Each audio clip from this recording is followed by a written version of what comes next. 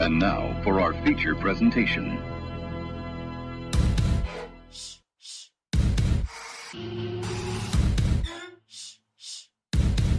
You're listening to the JB and Goldwater Show. Live, loud, and online.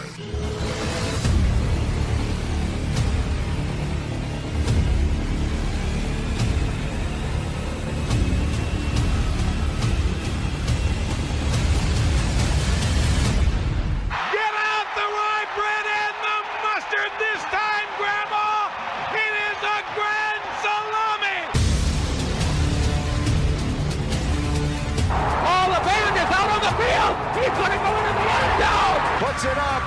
Yes! There goes Davis. Oh, my God. Davis is going to run it all the way back. Auburn's going to win the football game. American football is finally the one. American football has won the Triple Crown. And Bonds hits one high. It's a dig. It is out of here. High fly ball into right field. She is gone. Unbelievable! A home run for Gibson, and the Tigers have won the game 5-4. I don't believe what I just saw. Here are your hosts, Jamie Bradford and Darren Goldwater.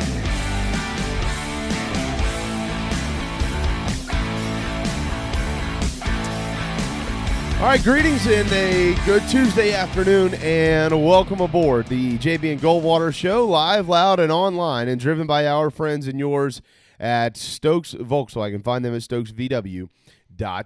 Darren Goldwater to the right of your screen. I am Jamie Bradford. We're here till 2 o'clock this afternoon. You can listen and watch on the brand new JB and Goldwater app. Hopefully you've already downloaded that. If you have, thank you. Tell your friends, share it with all your buddies out there. We'd really appreciate that. You can always go to jbandgoldwatershow.com for more as well.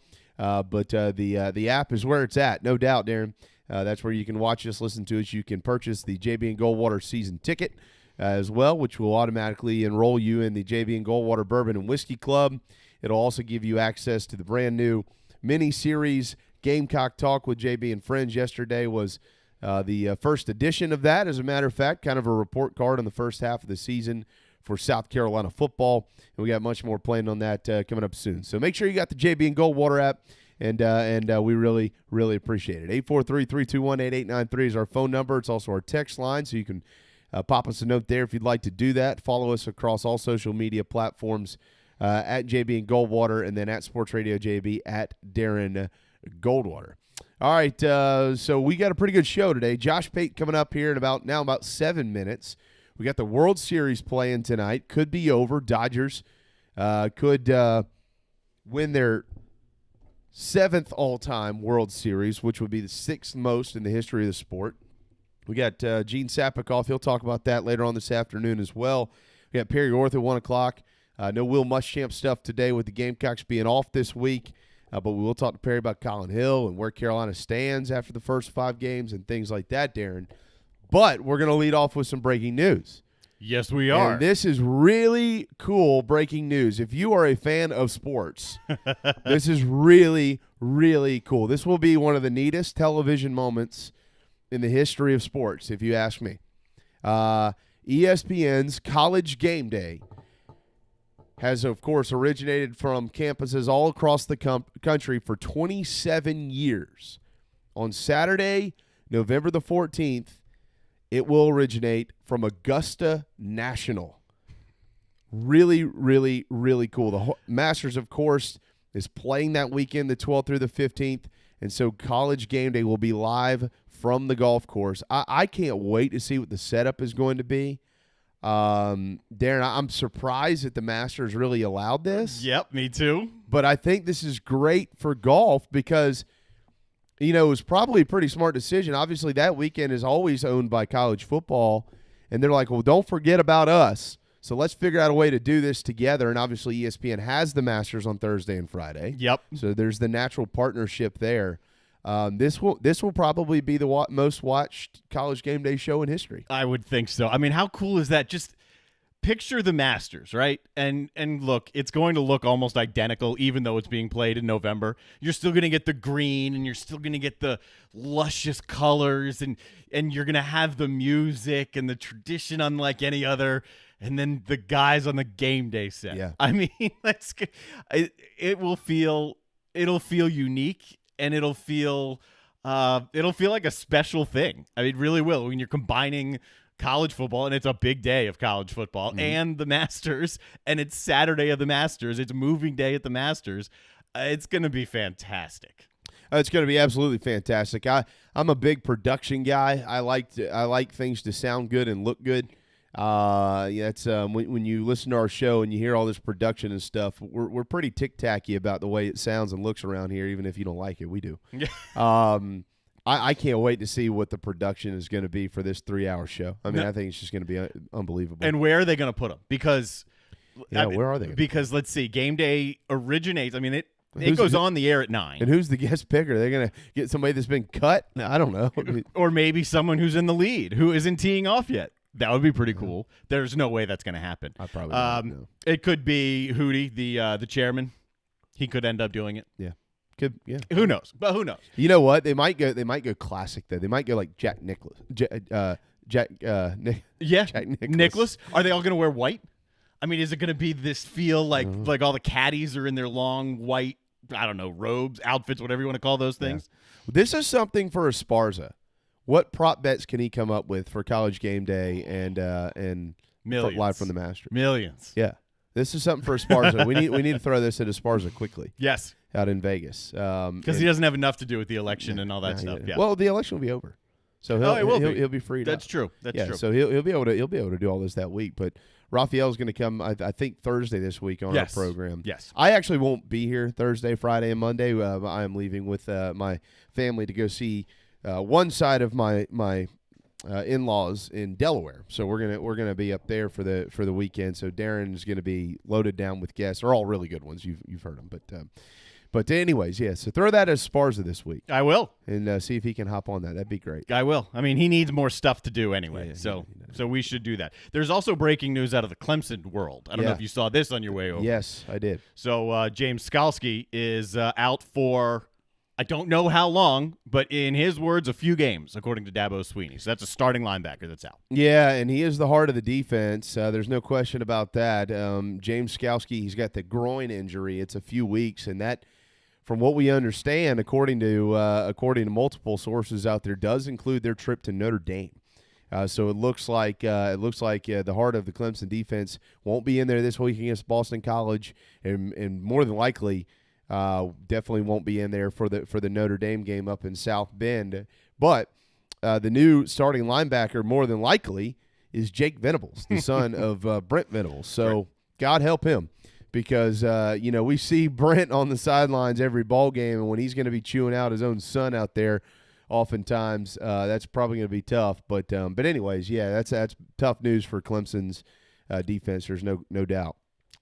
Also, the Panthers have designated Christian McCaffrey to return from injured reserve as well. So that's something that will affect Mike Davis, former tailback at South Carolina, who's been the starter for the last few weeks. But certainly good news for Carolina in getting Christian McCaffrey back. I wonder what the load will be for Davis, how quickly they want McCaffrey to be the every down back that he is. Yeah. Because Davis has been running well. Well, and the Panthers have been playing well. Yeah, and I think, too, with Joe Brady up there calling the plays, I mean, he's a guy, obviously, we saw him last year at LSU. I mean, when he knows you've got talent, he finds a way to get you the football. And so, the Panthers might have found something they didn't exactly realize they had in Mike Davis, knowing that McCaffrey's coming back. And I don't know that it necessarily means that you're exchanging one weapon for another. You just might have two weapons now. So the Panthers might be able to kind of double down on this good news with getting Christian McCaffrey back in the lineup. Yeah, absolutely. As we'll see. Tonight, the lineup is as follows on Fox, 8:08 first pitch. That's the Rays and the Dodgers. The Dodgers lead the series 3-2, and they can win it. It would be their 7th World Series all time. Which would be the 6th most.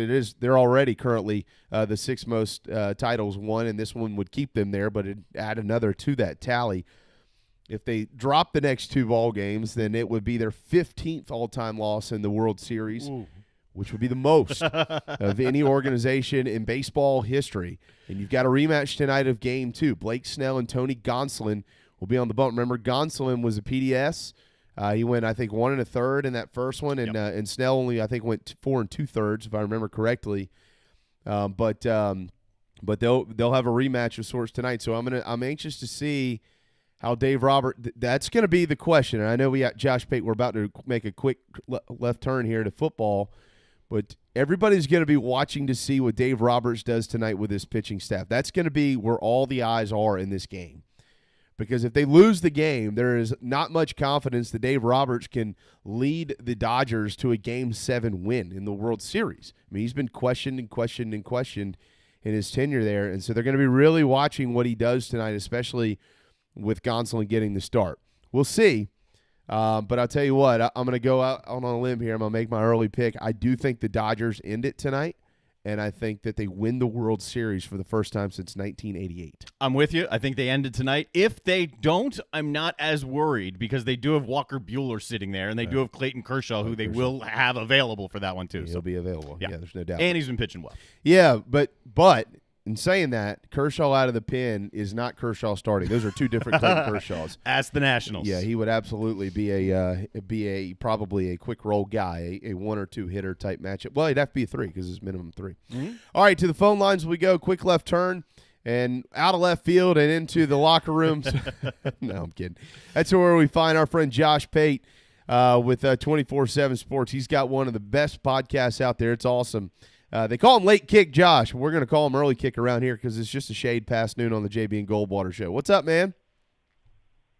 You know, you're talking about baseball, and it's only been a week since the Braves got pantsed on national television, and yet I already feel like baseball is being played on another planet relative to where I live. Yeah, I know. You know, have you watched the series? No, the only LA I care about right now is Lower Alabama. Hurricane Zeta approaching shore, so that's the only LA I care about. Good point. I know. Here we got Halloween weekend. We got a dadgum hurricane coming on shore again. Yeah, the ratings have been the lowest of all time. We kind of expected that, though. I mean, the Rays are not a popular team. No. There is, believe it or not, some folks who are just tired of seeing the Dodgers every year. And you got all this football stuff going on too. So, and that's where we bring you in, right? Because you're the football guy. You're the guy that knows a lot more than us. That's why we ask you to be on around here on Twitter at Late Kick Josh. I'm telling you, it's excellent stuff that you do day in and day out, man. All right, so you know, let's start with what's going on with Lane Kiffin here. I mean, this is really cool. I mean, this is. I feel like this is the best thing since when Spurrier was around. You know, Spurrier didn't give a crap. Neither does Lane Kiffin. But on a serious note here, let's be honest about this for a second. They should have reviewed the play. They didn't. And now they won't let him talk about it, and they're going to fine him, and he keeps poking at him. But like on a serious note, though, Josh, like, is this not a problem? I mean, how does the SEC not look at this and think, okay, we got a little bit of a problem here. We need to maybe adjust our rules around here. This is crazy. It is very Stone Cold Vince McMahon late 90s. That's exactly what it feels like. And everyone, just like they did in the late 90s, is firmly backing Lane Kiffin. You know, fighting against the man and authority, it makes for strange bedfellows because I have seen more people who are on record as saying they despise Lane Kiffin come to Lane Kiffin's defense and do everything but offer to pay his fine, maybe up into including paying his fine over the last 24 hours than I thought I'd ever see before. And really, it comes down to this. You guys watch the SEC just like I do. It didn't take Lane Kiffin pointing this out to understand we got a really big problem with SEC officiating. And I always try and stress, like, you know, anytime I may come on your show, for example, there's inevitably going to be someone who's hearing my voice for the first time. So you may be fooled into thinking, oh, this is just some dude who complains about officiating. I never complain about officiating, ever. I never do it. So my point is, if even I'm fed up with it, everybody's got to be fed up with it. And the sad fact is, this isn't a missed holding call, you know, early in the third quarter that extends a drive. That's not what we're talking about. We're talking about calls already repeatedly, just with the same Auburn team alone this year, that have very much decided the outcomes of games. In some cases, just outright decided the outcomes of games. So I was watching his presser yesterday live. I was very interested to see where he was going to go with that. and you could tell he was I can't remember who said it yesterday on Twitter, but it was very apropos that he was doing a real-time risk-reward analysis there, and he kept pushing, and then he just kind of went over the edge, and then the fine comes, and so now he's having a lot of fun with it, and it really does seem like a pro wrestling angle. The best part of the whole thing was I need 25,000 pennies from the dude who found all those coins, and then he had to correct himself. And then correct himself again. I need like 2.5 million, I guess, pennies. His math was a little off. I know. Yeah, Josh, I'm with you, man. And look, as it pertains to Auburn, look, let me preface this with something, because I feel like I'm in the same boat that you're in. I'm not a big complainer of officiating, and being who I am, watching Carolina football my whole life, I've seen a lot of bad stuff out there. But at the end of the day, I always have this take that, look, you can't let the officials, one call or two calls in a game, determine the outcome.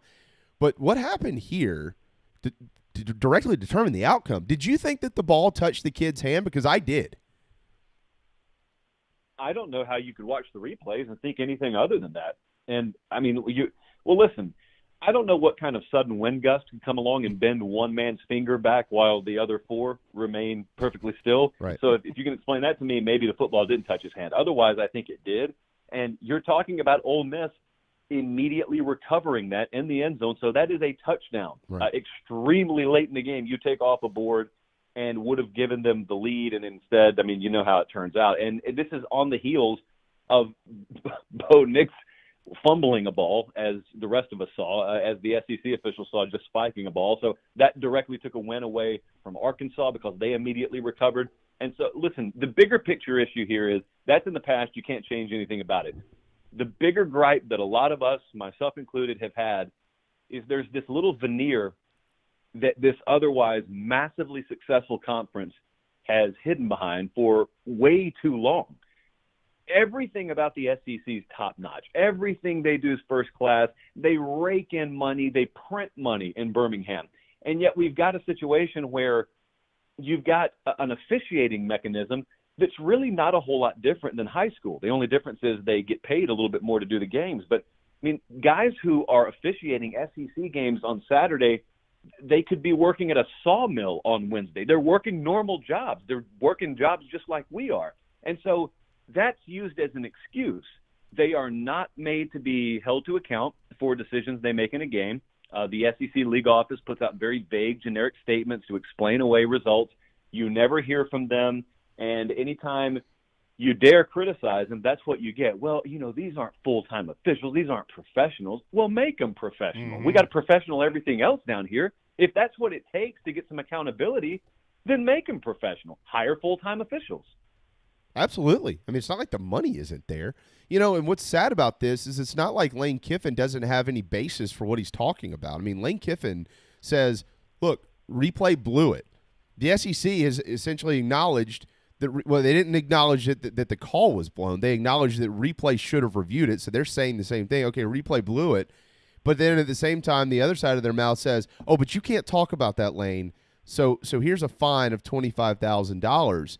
And, we hear this every week. Josh, you've heard this. How many times has Nick Saban been at a podium and said, unfortunately, I can't talk to you guys about that. Will Muschamp has done the same thing. Kirby Smart has done the same thing. Jimbo Fisher has done the same thing. And we can go back to coaches who aren't in this league anymore. This has been going on a long, long time. So at what point in time does Greg Sankey step in and say, well, now, wait a second here. Okay, we have to make some type of I mean, can you even make a decision, a change in the middle of the season? Is that something that they would even consider doing? No, I think that's totally unreasonable. I think it is more than reasonable, though, to get to the end of the year and revisit the way that you're doing things there. I mean, it's like you said, it's not like Kiffin's walking to a podium and talking about whether Sankey was on the grassy knoll or not. I mean, he's pointing out things that we all realize are true, and they're not stupid. Greg Sankey's not an idiot. He's a really great guy. He's a very, very smart guy. Wonderful. So it's not necessarily like I'm even blaming him. I mean, this is just, it's been a situation, and it's come to the forefront this year. So, to be honest, I'd be kind of surprised if this wasn't addressed in some kind of meaningful way in the offseason. Yeah. Well, and I'm going to throw this at you too, and I don't want you. This is not a comment at you. I don't want you to take this the wrong way, like I'm just some, downtrodden social media keyboard warrior fan. But there has been a sentiment for quite some time that I have never bought into until the last couple of years. I've watched a lot of these poor decisions or poor calls in games, and I've watched who a lot of these plays have gone against, Josh, and the majority of them are against teams not named Alabama, LSU, Auburn, Florida, Georgia, the top 5 or 6 in the league. Is there any basis that fans have for saying things like, look, the SEC protects its own? I don't think there is, but, is there something internal you think of some of these officials that maybe just gives the benefit of the doubt more so to some of the big dogs in the Southeastern Conference? No, I don't. Okay. I used to think that, and I did research on it. And there's been several different forms or avenues of research done on this. So let me tell you where I do think that happens. Clearly, where that does happen is in scheduling, like was the case this year when they had to redo the scheduling. I mean, of course, Arkansas got thrown into a wood chipper when they had to redo the scheduling, as did Missouri. So, yes, there was favoritism played there, but I didn't blame the SEC because, to be blunt, I would have done the same thing. The Big Ten did the same thing. Everyone tried to protect their golden calves once they had to redo the season. But I'll tell you this, as much as, there's kind of a prevailing wisdom out there that, oh my goodness, the SEC, they just look to protect Alabama. Dive in a little bit and look at the last 10 years against Alabama. I think people would be shocked to learn Alabama is either last or very, very close to the bottom every single year without fail of holding calls against. So in other words, holding calls against your opponent, the kinds of things that you would think an official who was leaning one way would give you benefit of the doubt on. Alabama doesn't get benefit of the doubt on those calls. And so they can't get a holding call against their opponent to save their life. And so I look at that and I say, well, how do I square that with the conventional wisdom of, anytime a call does go Alabama's way, you'll hear that. You'll log on Twitter and you go, oh, SEC refs, at it again. Mm-hmm. And that's very anecdotal because the overall data over a 10-year period, it doesn't support it. So, no, I know where that comes from. But when you dive into it, I don't think there's a lot there to support it. That's a really, really good piece right there. Josh Pate on Twitter at Late Kick Josh. All right, as for the SEC here, all right, you got Bama at 5-0. You got Georgia, sitting at 3-1. We're essentially halfway through the season. A lot of these teams have played 5 games.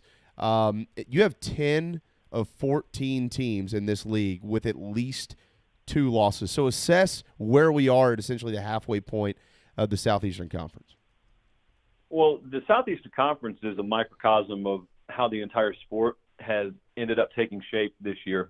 And it may have been this way, COVID or no COVID, but I think the COVID has only put an exclamation point on the fact that after you get past, whether it's a line below 2 teams or 4 teams, however many elite teams you think there are in the sport, there's one of them in the SEC right now with Georgia and Florida potentially with an opportunity to hop over that line. But once you get below that elite threshold, there's just a ton of variance and there is a ton of volatility week to week to where it almost resembles sort of an NFL mentality of any given Sunday. Like I've never been one to say, hey, any given Saturday. So there is no given Saturday where Vanderbilt's beating Alabama. That never happens 100 times out of 100. But when you get below that threshold and you talk about like a Kentucky versus a Georgia Saturday, it'd be a big upset. Yeah, well, that line's 14, though, so it wouldn't be like the most monumental upset ever. Missouri goes to Florida Saturday. That line's about 14. It wouldn't be the most monumental upset either. So those are the kinds of things where in this kind of year, I don't think I would be stunned by that. I'd be surprised by it. I wouldn't be stunned by it. What's really interesting is I was just before I came on with you guys, I was looking at someone talking about Arkansas, and it just enrages me to no end when people do this. So Arkansas, there were people who did not think that team would win a game. And if they did win one, they just win one game. Okay, so now Arkansas, they should be 3-1. Mm-hmm. And so they're sitting there, and they've already got the over hit on their win total halfway through the year. And sure enough, there's someone, as someone brought up that point and someone dared to give Arkansas a little bit of credit, I'm going to read you the quote right here. Well, they barely beat an awful Mississippi State team, and then they barely beat an awful Auburn team, or they lost to an awful Auburn team, and then they barely beat Ole Miss. Yeah, they're improved, but they're also very average overall. But do you know how big a deal it is? Even independent of all that foolishness he just said, how big a deal is it for Arkansas to be average when your expectation was 0 wins? So my point is, there's a very, very wide area between elite and terrible, but no one ever wants to explore it. You're either great or you're terrible. You're either elite or you suck. How about you're a 6 on a scale of 1 to 10, or you're a 4 on a scale of 1 to 10? There are a lot of teams that hang out in that area, and I love the playoff. I love the college football playoff, but I think one thing it's done is it kind of poisoned the well of the way that people view teams. If you're not a playoff contending team, then you're just thrown into the same category on a scrap heap with every other team. And the reality is there are some teams on that scrap heap that would be favored by 3 touchdowns over other teams on that scrap heap. So the entire down ballot aspect of college football, I think that collectively we got to do a lot better job of explaining, hey, there's stuff that matters other than just the playoff. Absolutely. You're spot on. And I mean, and you know, Arkansas, there was somebody before the season who works for the 4-letter network who even just off note here, who said Arkansas is going to be the surprise team. And Darren and I laughed. JC Sherbert laughed. You probably know exactly who it is. She's wonderful at her job. I might have just given it away.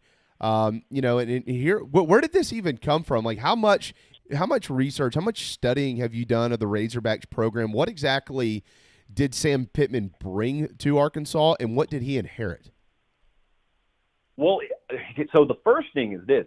He inherited a roster that was not as bad as people thought it was. Now, I'm not telling you they don't still have a long way to go to ever compete. They certainly do. But I had a player personnel guy tell me there's not even a wide gap between them and Vanderbilt for the 14th best roster in the conference at the beginning of the year. So that's obviously been proven incorrect. Now, they don't have a top 10 roster yet by any stretch, but they have better players. So he had a little bit better pieces than maybe the perception was. And then secondly, he made dynamite hires on his coaching staff. We got a big feature on the front page of 247sports.com where our Brandon Marcello caught up with Barry Odom, who's the defensive coordinator there now. I mean, that was a brilliant hire. LSU wanted that guy. They didn't get him. Sam Pittman got him at Arkansas. Kendall Briles is his offensive coordinator who came in from Florida State. And it was just the opportune time to grab 2 coordinators who in a normal year would be in very high demand. But because of the way Florida State imploded and because of the way Missouri imploded, you could get those guys. So he's got them. Now he's got to keep them, find a way to keep them. But the other part is he is a perfect cultural fit. It's not oil and water. You're not trying to tie one guy to a program that does not reflect his personality and his culture and his values. Sam Pittman is Arkansas. I fully believe that guy when he goes on national TV and says, this is my dream job. I don't care what anyone else thinks. This is my dream job. And so I think it's becoming more and more apparent that you had a culture up there with Chad Morris where players just weren't bought in, and they're not very bashful about talking about it now either. So think about how much it makes you want to fight for a guy when he comes in and you immediately gravitate towards him, and then you listen to everybody talk about how the expectations are so low. You take it upon yourself to make sure that his hiring is validated, and then you take it upon yourself to make sure he is a success. All you have to do is watch Arkansas. All you got to do is watch them. You don't even need to know who the coach is. Just watch how the players carry themselves, and you'll realize there is fight in that team that you didn't see last year, and that's directly tied to the change at head coach. How similar is that situation to Schiano up at Rutgers? That's a good question. I think it is very similar. And now he fits there just like Pittman fits at Arkansas. And there wasn't a whole lot of guesswork because he had been there before, obviously. And I think right now you're seeing every end of the spectrum in this whole cultural fit versus oil and water thing, because you don't need to go far. You look at it at Arkansas and you got it. You look at it in Piscataway, New Jersey, you got it. But go to Starkville, Mississippi right now. If you want to see the antithesis of that, if you want to see someone trying to mix oil and water culturally, that's Mike Leach at Mississippi State. So you watch how those players play, and you watch how Arkansas plays, and they've already faced each other this year. I don't need to tell you how that outcome went. So it's happening, both sides of the coin right now in the SEC West alone. All right, so you give two good examples there, Rutgers and Arkansas. On the opposite end of the spectrum, it appears, are the Tennessee Volunteers. Tennessee starts the season with wins over South Carolina and Missouri, and since then it's been a debacle. 44-21, blowout against Georgia. Kentucky had, 200 yards of offense and somehow scored 34 points. We saw what happened this weekend against Bama. You got Toa Toa, the linebacker, up there, Instagram chatting or posting or whatever you call it, about the backup quarterback. You got Jeremy Pruitt last week. Josh, I don't know if you've ever seen it. I know I haven't. Firing his defensive line coach essentially right in the middle of the ball game. Where does Tennessee go from here? They got Arkansas next, by the way. Yeah, well, I mean, who among us hasn't fired someone in the middle of the game? Yeah, so, sure. Yeah, I saw Good that. point. That wasn't great. Normally, we just don't have the authority to, so that's the difference. But that's true. Yeah, I got a little different feeling on Tennessee right now. I know it seems very bad, but this is still light years different than losing to Georgia State at home. And my point there is, let me tell you something. There is only one team in America that had any expectation for itself that had Georgia and Alabama thrown in the first half of their schedule. So there aren't very many teams that look good having to play that. Okay. Now, what you can't explain away is the blowout loss to Kentucky. So that sandwiched in between that Georgia and Alabama debacle, yeah, that's the rub, and that's where people have a lot of issue. The other issue is not so much that you lost games you were a double-digit underdog in. It's the manner, especially with that Georgia game leading at the half, and then you have self-inflicted wounds, and you have turnovers and penalties and all that stuff. So that's stuff that you would hope you would see more rectified, especially because, it's not like you're starting freshmen all over the place. You got a fairly good balance of veteran leadership, you would hope. And so, listen, the bigger issue with Tennessee is this. I think coming out of this bye week, you talked about them playing Arkansas, I actually think they're going to have a little more juice in the second half of the year than people expect. I don't view that at all as any kind of place where, oh, man, players have mailed it in or is he losing the locker room. It's nothing like that. I got full confidence in Jeremy Pruitt. I think they'll probably be, for those of you who bet out there, a pretty undervalued team in the second half of the year. So I look forward to that aspect. But in a much broader sense, he made a comment coming out of the Alabama game that rubbed some of the Tennessee folks the wrong way. And he said, now I can promise you the gap's closing a little bit. Well, he didn't say a little bit. I said a little bit. So he said the gap is closing. You may not be able to tell, but it is. And he's right. Technically he's right. But I think I tweeted out when he said it. It's also true that Birmingham's closer to Japan than Atlanta is. But it's still Japan. It's still a long way away, regardless of where you are. And that's kind of the way it seems with Tennessee and Alabama. And the problem is, take Georgia as your example. Georgia actually has closed the roster gap with Bama. Those rosters are equal except for one spot, and that's quarterback. So Georgia has a far more favorable roster situation than Tennessee does. But if even they don't have quarterback figured out, even they get smoked by Alabama. So my point is, it's great if they keep landing linebackers like Toa Toa and they keep getting offensive linemen like they have. That's great. What direction are they headed at quarterback? We're no closer to knowing that this week than we were last week because we did not see Harrison Bailey get meaningful action. You have really no way of knowing whether he's going to be the quarterback of their future or not. And if you don't have a potentially elite option at quarterback on your roster, you're spinning your wheels. You are never overtaking the likes of Alabama, which is the goal. You're never overtaking them until you can get it done at quarterback. And there aren't a whole lot of those guys out there, but they are out there. And so you have got to have the kind of staff that can sell that vision. And right now, listen, if I'm an elite quarterback, Alabama can sell me on it. Ohio State and Clemson can sell me. How is Tennessee selling me that I'm going to be able to come there and do in Knoxville what they're doing in Tuscaloosa or Clemson? It only takes one. You only got to convince one. Once Clemson got Deshaun Watson there, it was all over. They'll never have problems recruiting again, quarterback or otherwise. But you got to make sure you get the first one. Now, they had Taj Boyd there before him, so it wasn't like they went rags to riches. but you got to find a way. You got to put such a premium on recruiting quarterback or finding a transfer quarterback somewhere.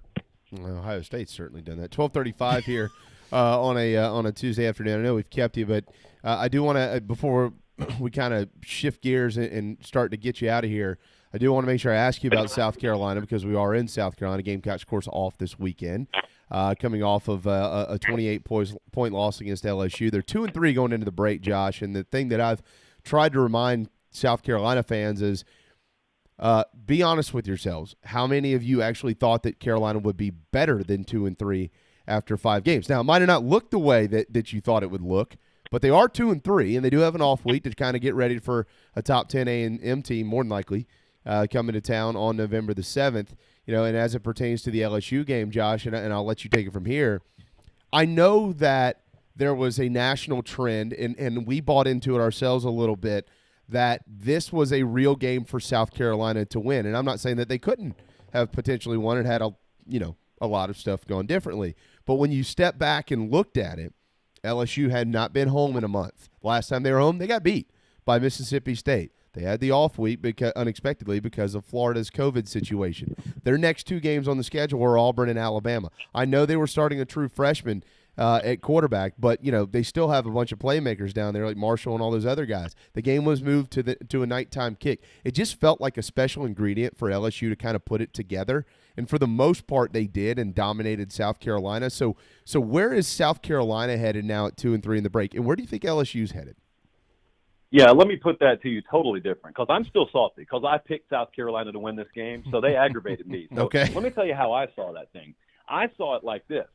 LSU's in shambles, total and complete shambles. There was off-the-field stuff going on all week. I didn't think there was a more distracted program in America.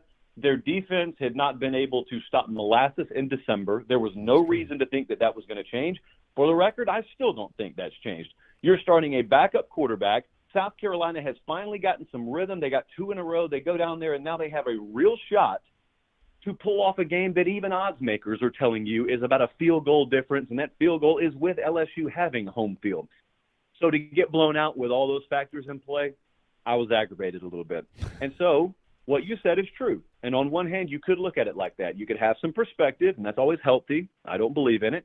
And so you could say, all right, well, 2-3, you can be aggravated, but how many of you expected this? Well, I would come back and say, are we really okay with our expectation being, let's just get a couple wins before we go into the bye week? Let's just find a way to do that. Mm-hmm. I would just have higher expectations for Carolina football. So now we are where we are. Where are they moving forward? I don't really know. And I've said that a couple of years now, only because I can only listen to, Will Muschamp say so many times at a post-game presser, well, we got out-coached today. Yeah. Well, we got outplayed. Well, we got out-physical. Well, I know they teach you this in PR. What they teach you is they'll only chase as long as you run. So it's in vogue now for every coach. When you get beat, you got to beat the media to the punch, beat the fans to the punch. You tell them, hey, I got out-coached. Oh, okay. It's like this little, reverse psychological trick you play. But, I keep hearing you say it, so that's not good. Are you going to start coaching pro bono until that changes? I don't think you are. And so you need to be held a little bit more to account. And the other part with LSU is I don't know there either. My question with both of them is, every time I see Carolina pull off a big win like Georgia last year, Auburn this year, I think that it's a fuse being lit. And, you're going to have a big boom, and you're going to have looked at that game as the turning point of the season. But then it just fizzles out. Nothing happens. It's a bad fuse. And so that's what the Auburn game ends up being to me for Carolina. But that also may be what the South Carolina game was for LSU. They still got a ton of problems. They still got a ton of probably terminal issues defensively there that, for all I know, they could get exposed with at Auburn this week. And you could be looking at Tiger fans talking the same way this time next week as South Carolina fans are right now. Hey, you know what? And I think they got a real good shot to get exposed at Auburn this week. And I'm with you there. I said last week on somebody else's show, I said, look, I think this is the biggest game of the Will Muschamp era. And he kind of looked at me and was like, are you kidding me? And I said, well, why does the biggest game of somebody's era always have to be the game that could get him fired? Why can't it be the game that could promote them, propel them to the next step. That could also be considered the biggest game. Yeah. And they didn't get it done again. Last year they go and, beat Georgia. That was their second win in a row. They had just beaten Kentucky the week before. Crapped out the rest of the year, and so we'll see where it goes. I do like the fact that they have this off week with another great opportunity, A&M coming up. LSU doesn't get that. They've got Auburn, then an off week, but then they've got Bama. We'll see what the status is with Miles Brennan. By the way, did you hear the whole asparagus thing, Josh, about his abs and the asparagus? Did you hear that reference? Well, first off, if we're talking about more than one asparagus, it's the plural, which is asparagus. Oh. But no, I did not hear that. So what is it? I think it was his father, right? It was his father, yes. His father has said his abdomen was like it was like an overcooked piece of it split, just like an overcooked piece of asparagus. Whew. Oh my! Is that an actual medical term, or is that Brennan terminology? I don't know. I'll ask my doctor sister, who's the smart one. I mean, I don't know. I've never tried to run around with asparagus in my abs before. But all right, look, man. I know. Again, we've kept you a long time. Before I let you go, though, Michigan. I want to ask you about Michigan real quick. They sank the boat this weekend. Minnesota didn't bring their oars. Michigan sank it. They sank the boat. But they scored 49 points, and they got this kid, Joe Milton, at quarterback. How much have you watched him? I've felt for the last few years with Jim Harbaugh, like he just needs a badass, excuse my language, he just needs a badass at quarterback. Do they have a BA at quarterback? Well, they're a lot closer than they were with SP, which is Shea Patterson. I will say that. Okay. I think Dylan McCaffrey, if you picked up a spring preview magazine, I would guess they had him listed as the starter. The projected starter. So he figured out in summer he was not going to get that job. He transferred out. Right. I'm a believer that if this were 3 years ago, not only would he have not transferred out, he probably would be their starting quarterback right now. Because I just think that it would not be someone else's decision to make. And while, yes, Jim Harbaugh did have to put his stamp of approval on this, I think he's letting Josh Gaddis fully run this offense. And I know he is because it looks radically different than any other Michigan offense. And that was the first showing out of the gate. So, everybody wants to avoid getting hurt. So everyone's very cautious Monday and then Tuesday after a big win of, well, let's not dive in too much. Listen, I'd be very excited if I were a Michigan fan. You don't have to predict them to beat Ohio State today, but I'd be very excited if I were them because at the very least, if nothing else, it looks like we've committed to doing something that if I'm a Michigan fan, I've always wanted us to do, and that is evolve this offense to be more in line with what the elite offenses in college football look like. We don't have that personnel yet, but we also don't have bad personnel. We got a very serviceable offensive line. We got enough speed at receiver. We got really good tailbacks back here. And finally, we got a quarterback who you have to honor the run portion of the RPO game with. So I'd be very excited, and now I'd be on the phone 25 hours a day recruiting with that tape of the Minnesota game. Yeah, well said. And Michigan State at Indiana. I know Indiana had the big upset over Penn State this weekend, but certainly a winnable game. And Wisconsin, man. Badgers might be ranked in the top 10, but now, Graham Mertz just had his second positive for COVID. Their backup quarterback has a positive. They're down to their fourth-string quarterback for the Badgers, so the next few weeks look good, certainly, for the Wolverines. Josh, on that note, man, we'll let you get out of here. We really, really, really, truly appreciate all the time. I know we keep you long around here, but you can handle it. You're pretty good at what you do. Late Kick Josh on Twitter. So do you have a new episode coming out this evening? I do, yeah. We'll be live tonight. I had to make sure it was Tuesday. Yes, we'll be live tonight, and we'll have a ton of predictions. I like to make Tuesday our game prediction day so we can kind of get ahead of the market. My opinion is not influenced by anyone else, so it can be clear. I can maybe be wrong, but it's going to be clearly wrong, and that's the goal. If you're going to be wrong, be clearly wrong. So that'll be on the 24/7 Sports YouTube channel tonight. Oh, J.C. Sherbert is clearly wrong here every single Wednesday, so he's way ahead of the game. Then. That's good. Good news. But listen, it's a brand, and he owns it. At last check, I think he was planning on getting it tattooed on his lower back, and so I'm fine with that. Right there in the middle. Yeah, you're right. Right in the middle of a butterfly. Yeah, no doubt. Josh, thanks, man. Have a wonderful week. Great stuff as always. Thank you so much. All right, guys. Appreciate it. You're the man. Appreciate Josh Pate on Twitter at Late Kick Josh. All right, I know we're past due for a break, so we'll hit this quick timeout, and we'll be right back. You're listening to the JB Goldwater Show, driven by Stokes Volkswagen. Is your old car really scary? Does it look dreadful or smell awful? Don't be frightened. There's never been a better time to trade in your spooky old car. Stokes Volkswagen just received a new shipment of the VW Atlas and VW Crossport. But here's what makes that even sweeter. Every new Atlas and Crossport is $3,000 off MSRP. Plus, every 2020 Volkswagen is available with 0% financing. That's right. You get both the huge discount and 0% financing. So if you want to play trick or treat at other dealerships, that's okay. Come see us at Stokes Volkswagen on Ashley Phosphate or visit stokesvw.com. Peace and love at Stokes VW. Plus tax tag includes $399.50 closing fee. Offer subject to lender approval. Expires month end. The best cheesesteak in Charleston is at DB's Cheesesteaks. JB here. We say it every day, and we mean it. You voted for them. Let DB's Cheesesteaks in Avondale and West Ashley feed your family this football season. Use your favorite delivery app. Have them dropped off before your favorite game. And don't forget the boardwalk fries. They come with the Old Bay seasoning. DB'sCheesesteaks.com for the full menu. Hoagies, hot dogs, burgers, and more. DB's Cheesesteaks, the best cheesesteak in Charleston, the best cheesesteak for football. Family Bingo Night is back. All 3 Dog and Duck locations. Every Monday from 6 to 8 is the perfect time to bring the kids, have dinner, and play bingo.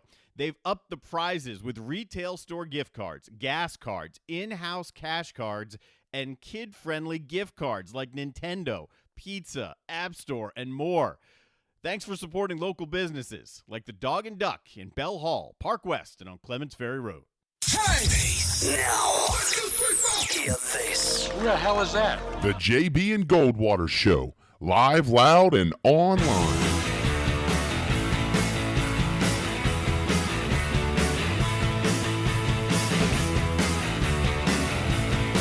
All right, 12:46, Tuesday afternoon. If you're thinking about lunch, think about DB's Cheesesteaks in Avondale and West Ashley.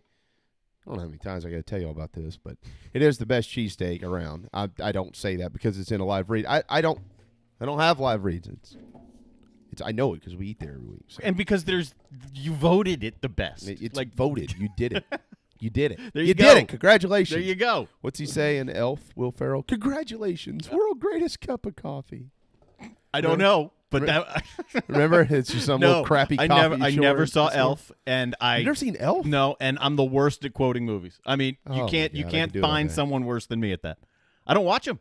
You don't watch movies? My wife and I have been married for 12 years. Oh, God bless her. Dating, yes, seriously. Dating for I don't know how many years before that. At no point have we ever been to a movie theater together. Really? Never. Well, I haven't been to a movie theater in a while, but Carrie and I watch a lot of movies.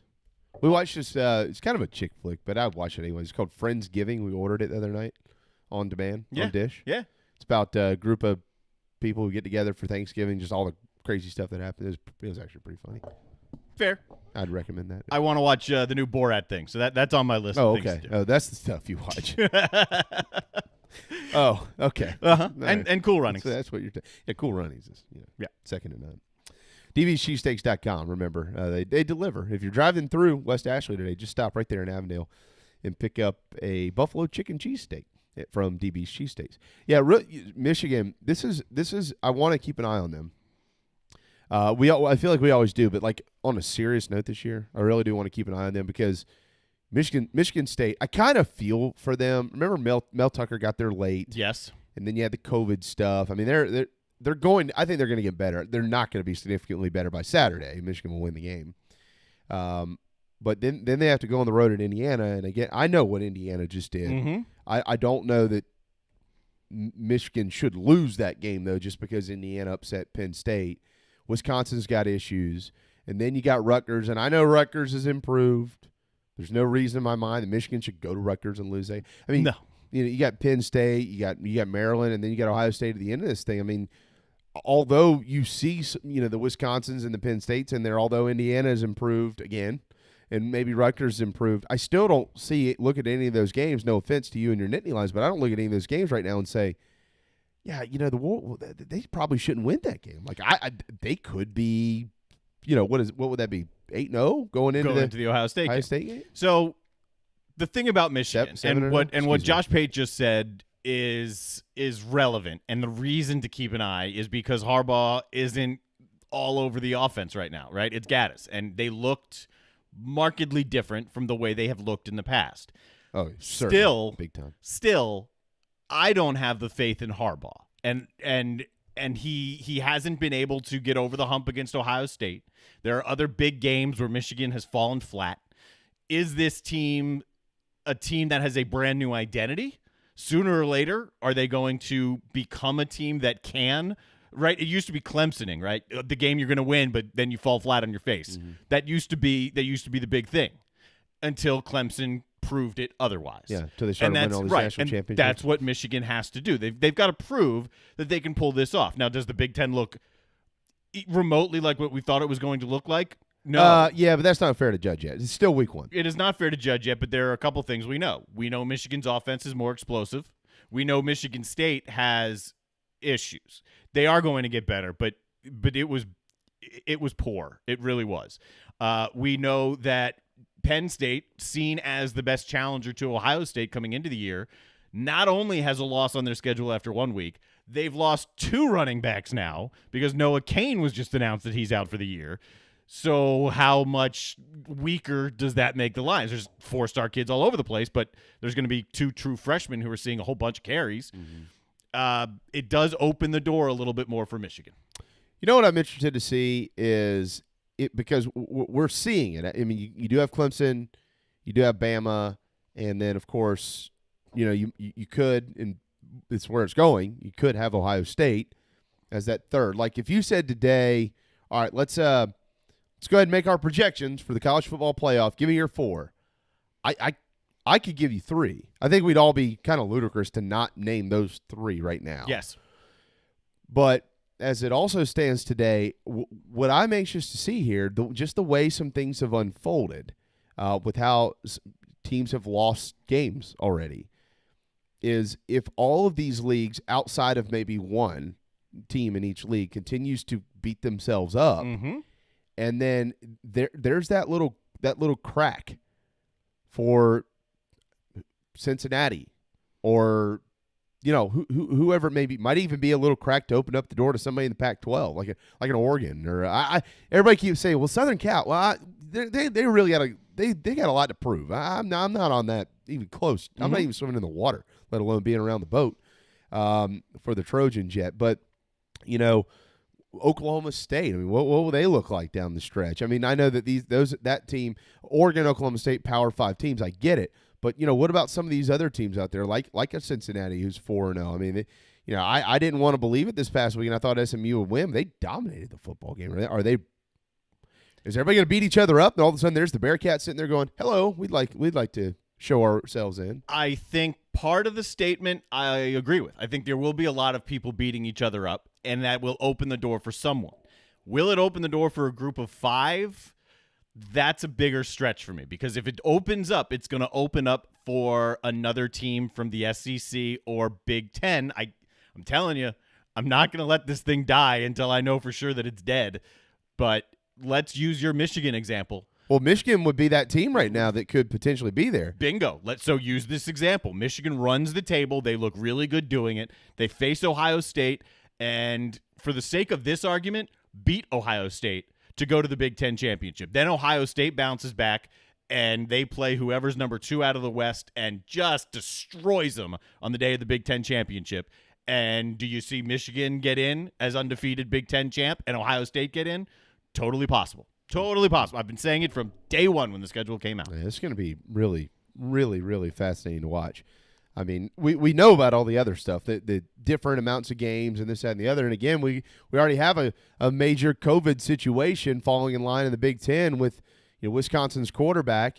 He was and then you got the guy behind him. So they're down to their 4th guy. Mm-hmm. The guy behind him, ironically enough, is the son of a guy that I've worked games with, Steve Wolf, as an analyst. And his whole family is athletes. They're all Division I, like football, volleyball, all of tennis, all over the place. But yeah, Wisconsin's down to number 4. And I think we're naive to think that another Big Ten team isn't going to have a similar situation. Yeah. I think it's more likely that the majority of teams do have a similar situation. You just hope it's not your quarterback. Yeah, or 2 of them. Right, yeah, right. And remember, the guy who was supposed to start had surgery on his foot and is out indefinitely. Right. So Mertz was 2, then Wolf was 3, and that's why we're at 4. Coming up this weekend, there are some games on the slate. By the way, speaking of quarterbacks, ours will join us coming up in less than 10 minutes. That's Perry Orth, former quarterback at South Carolina. But a brief sneak peek ahead to college football this weekend. On that noon slate, you do have top-ranked Clemson welcoming Boston College. Another huge spread here, 31. James Skowski announced out of this game and potentially moving forward. More than likely going to miss the Notre Dame game as well for the top-ranked Tigers. But noon. On ABC with the Eagles coming to town. Big win over Georgia Tech this weekend. A big win in score difference is what it is. Georgia is at Kentucky, potentially the 2 best defensive teams in the SEC squaring off in this game here. Georgia, by the numbers, is number 1, but Kentucky's not far behind them. By the end of the year, we'll see if that still rings true. Does Alabama make a little bit of a comeback? I think they will.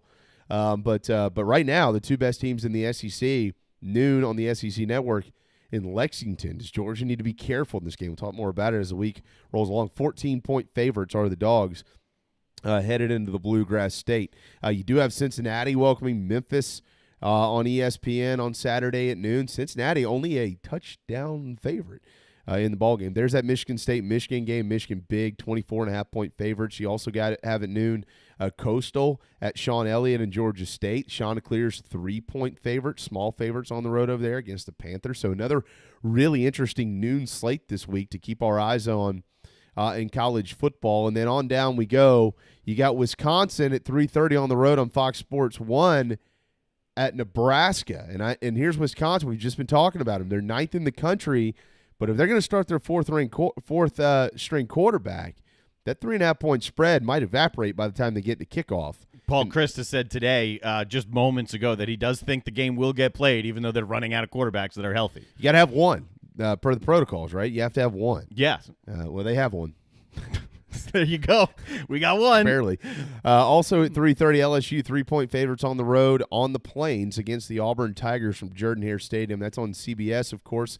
Will LSU be able to continue doing what they did this past weekend against South Carolina? These are the last 2 opponents for the Gamecocks, clearly. They both have issues. Auburn should not have won the game against Ole Miss last week. That ball should have been called a touchdown in the end zone off of the fumble and the kick, and Auburn should have lost that one. They should not be 3-2, but they are. And we'll see what this one looks like. A really interesting game here for the SEC West. Texas at 4 on Fox at 6th-ranked Oklahoma State. 3.5-point favorites is Oklahoma State. But can Texas pull an upset? They need one. Tom Herman needs one. He does need one. He needs one badly. And he needs more than one. He needs to win one and then get momentum off that and finish out the year strong. Yeah. Things are not good in Texas right now. No, they're not. They're not. No. Virginia Tech was upset big time this past weekend. They got to go to Louisville, who just beat Florida State. Virginia Tech's only a 3-point favorite. ACC Network get 4 games of interest throughout Saturday. And I tell you what, 7 o'clock on ESPN on Saturday night, Alabama's a 31-point favorite in the game. You got Mississippi State and Mike Leach against the second-ranked Tide. And Alabama's not going to lose this game. It's not going to be close. But it is going to be interesting to see Alabama's defense, which has struggled at times this year. Does Mike Leach find a way to bounce this offense back on the road, at least get them back on track? Is this an opportunity? And it still is fascinating to see some of the best minds we've seen in the game, one offensively, one defensively, Saban and Leach going against each other. Again, they're not going to lose. Bama's not going to lose. But it will be just neat to watch how this first matchup between these two in the SEC unfolds. I think Bama smokes them. Oh, they will. I mean, they will. just takes them to the woodshed. Yeah. I mean, I'm just looking. Mississippi State's looking for little things to try to get the season on track. Right. And the reason that they're in the spot that they're in, looking for little things to get the season on track, to be at that point after throwing up however many points, 40-some-odd, and beating LSU, now to sink down to the point of, man, I'm looking for things to get the season on track. You've got Leach calling out his players. Yeah. Josh Pate was just on with us, and he said that the culture down there is not good because the personality down in Starkville, it just doesn't fit. Right. So I don't anticipate seeing a turnaround with this team this year. Yeah, potentially not. They might be the team that's the worst team in the SEC, not Arkansas. Or maybe not even Vanderbilt. Who knows? Of course, I can tell you it's not Arkansas. Yeah, it's not Arkansas. You do, of course, have which was a much anticipated matchup before the season, but maybe now not so much. Ohio State and Penn State at 7:30 on ABC. What's glaring about this, forget all that, Penn State loses. Now they got, injury issues and things like that up there. Penn State could start the year 0-2. Yep. And that's not representative of the program. It's not an 0-2 football team. It's not an 0-2 program. But they could be 0-2 just because how this has unfolded. It's hard to believe that they won't be 0-2. Oh, they will be. Right. The line as of this morning, I don't know if it changed with the news of Noah Cain. It was only about 12 or 12.5. If this game was played in non-COVID times, then it would be a much closer line because it would be a whiteout. Urban Meyer has said a whiteout is almost like a 10-point advantage for Penn State, and so you're starting down 10 essentially. Yeah. He said it's the hardest place he's ever been to coach, and it really started to get that way when Saquon became who he was at Penn State, and that's the whole thing has changed. I mean, it'll be a cavernous, empty stadium. Beaver Stadium isn't crazy. Like Gainesville's right on top of you. The Swamp, it's basically a vertical stadium, and it's big. It's got 80,000, but it doesn't feel that way. Beaver Stadium, it like shoots out in diagonal directions. It is huge, and it's going to feel empty when there's nobody in it. Wow, empty. It's amazing where we are in college football. It really is. One more to mention here before we go: A&M 11.5-point favorites over Arkansas. But Carolina fans want to keep their eyes on this game. Obviously, the Razorbacks should be 3-1, not 2-2. 7:30 Saturday night on the SEC Network from Kyle Field. A&M, of course, coming to Columbia next weekend. What can we learn from this game? Arkansas, they're going to keep this thing rather close, I think. I've got a feeling they're going to keep this closer than people think they are. Could be under that 11.5. This could be a 24-17-ish type ball game. So Carolina fans are going to want to keep an eye on this with the Aggies rolling in a week. So that's it. That's the Saturday slate. Games of interest here on a Tuesday afternoon. Time for a timeout. The anthem up next, and when we return, Perry Orth live from Columbia. The best cheesesteak in Charleston is at DB's Cheesesteaks. JB here. We say it every day, and we mean it. You voted for them. Let DB's Cheesesteaks in Avondale and West Ashley feed your family this football season. Use your favorite delivery app. Have them dropped off before your favorite game. And don't forget the boardwalk fries. They come with the Old Bay seasoning. DB'sCheesesteaks.com for the full menu. Hoagies, hot dogs, burgers, and more. DB's Cheesesteaks, the best cheesesteak in Charleston, the best cheesesteak for football. At Patriots Point Naval and Maritime Museum, families walk in the footsteps of our nation's heroes, the brave ones who risked their lives to defend our way of life. Home to the aircraft carrier USS Yorktown, USS Laffey, and the USS Clamagore, there's more than 1 million square feet of exhibit space to roam. White Glove certified, we have several new health safety measures in place to enhance the visitor experience. Come for the day and leave feeling inspired. One of the most impressive museums in the country, located right here in Mount Pleasant. Visit patriotspoint.org for more. We'll see you soon. Family Bingo Night is back. All 3 Dog and Duck locations. Every Monday from 6 to 8 is the perfect time to bring the kids, have dinner, and play bingo.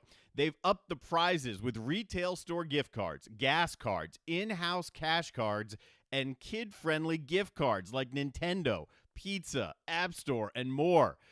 Thanks for supporting local businesses like the Dog and Duck in Bell Hall, Park West, and on Clements Ferry Road. This is Scott Glaze, head golf professional at the Links at Stono Ferry, located on the outskirts of Charleston, South Carolina. I'm inviting you to tee it up on one of the most scenic and challenging courses in the Lowcountry. Our back 9 is highlighted with 3 holes that border the Intercoastal Waterway. Visit stonoferrygolf.com to book tee times and discover all that Stono Ferry has to offer. The Links at Stono Ferry is a former South Carolina Golf Course of the Year and is also home to the College of Charleston men's and women's golf teams. Come see us. We would love to have you. stonoferrygolf.com. Hi, I'm Chris Half, Public Information Officer at the Patriots Point Naval and Maritime Museum. We're home of the mighty USS Yorktown, USS Laffey, Clamagore, and Vietnam experience. And we're a proud partner of the JB and Goldwater Show. We invite you and your family to come see us and enjoy a day on Charleston Harbor. Visit patriotspoint.org for more information. And now, it is my honor to present the National Anthem.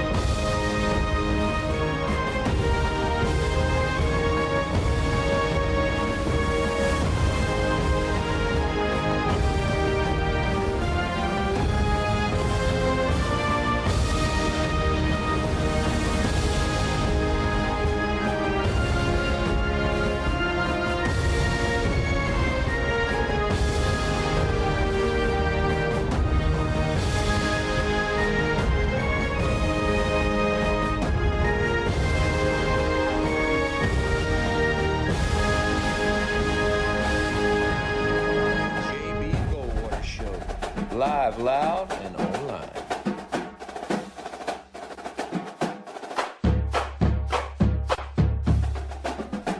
All right, 105, final hour here on the JB and Goldwater Show, driven by Stokes Volkswagen. Download the all-new JB and Goldwater app to watch and listen to our program every day. You can also purchase your season ticket, and you'll be subscribed immediately to extra content.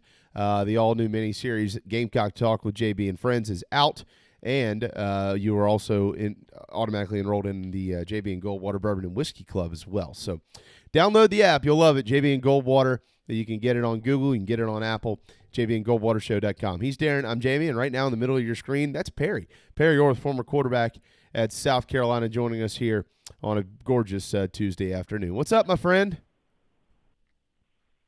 Hey, brother. How are you? Oh, man, we're fine. Lovely. He's a Gamecock. I'm a Nittany Lion. Things are awesome. It's all good, man. It's all groovy. The bourbon's all drank, and Yeah, we're all right. As it pertains to South Carolina, Mr. Orth, Carolina's at 2-3 and coming off of a little bit of a nightmare down in Baton Rouge. You started down there. We talked about it a lot last week with you here on our program. Take us through the ball game on Saturday night and what you saw. Well, yeah, I thought that we just kind of came out a little sluggish and defensively, certainly. A little upsetting. We couldn't figure out a way to get pressure on the quarterback. First career start, I'm sure he was nervous and kind of on edge a little bit, but we just couldn't find a way to get him off his platform, and then he started gaining confidence as he went, and then offensively, I thought we ran the ball really well. Colin Hill didn't have his best game. There's no question about that, but you can't have an interception for a touchdown, which wasn't the quarterback's fault, and then a special teams touchdown on the road and give up 38 points and expect to win.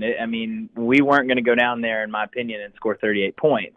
Some people may disagree, but I just don't think that. So I just think that we got behind the 8 ball, and then when we got down by 21 early in the first half, it didn't look good from there.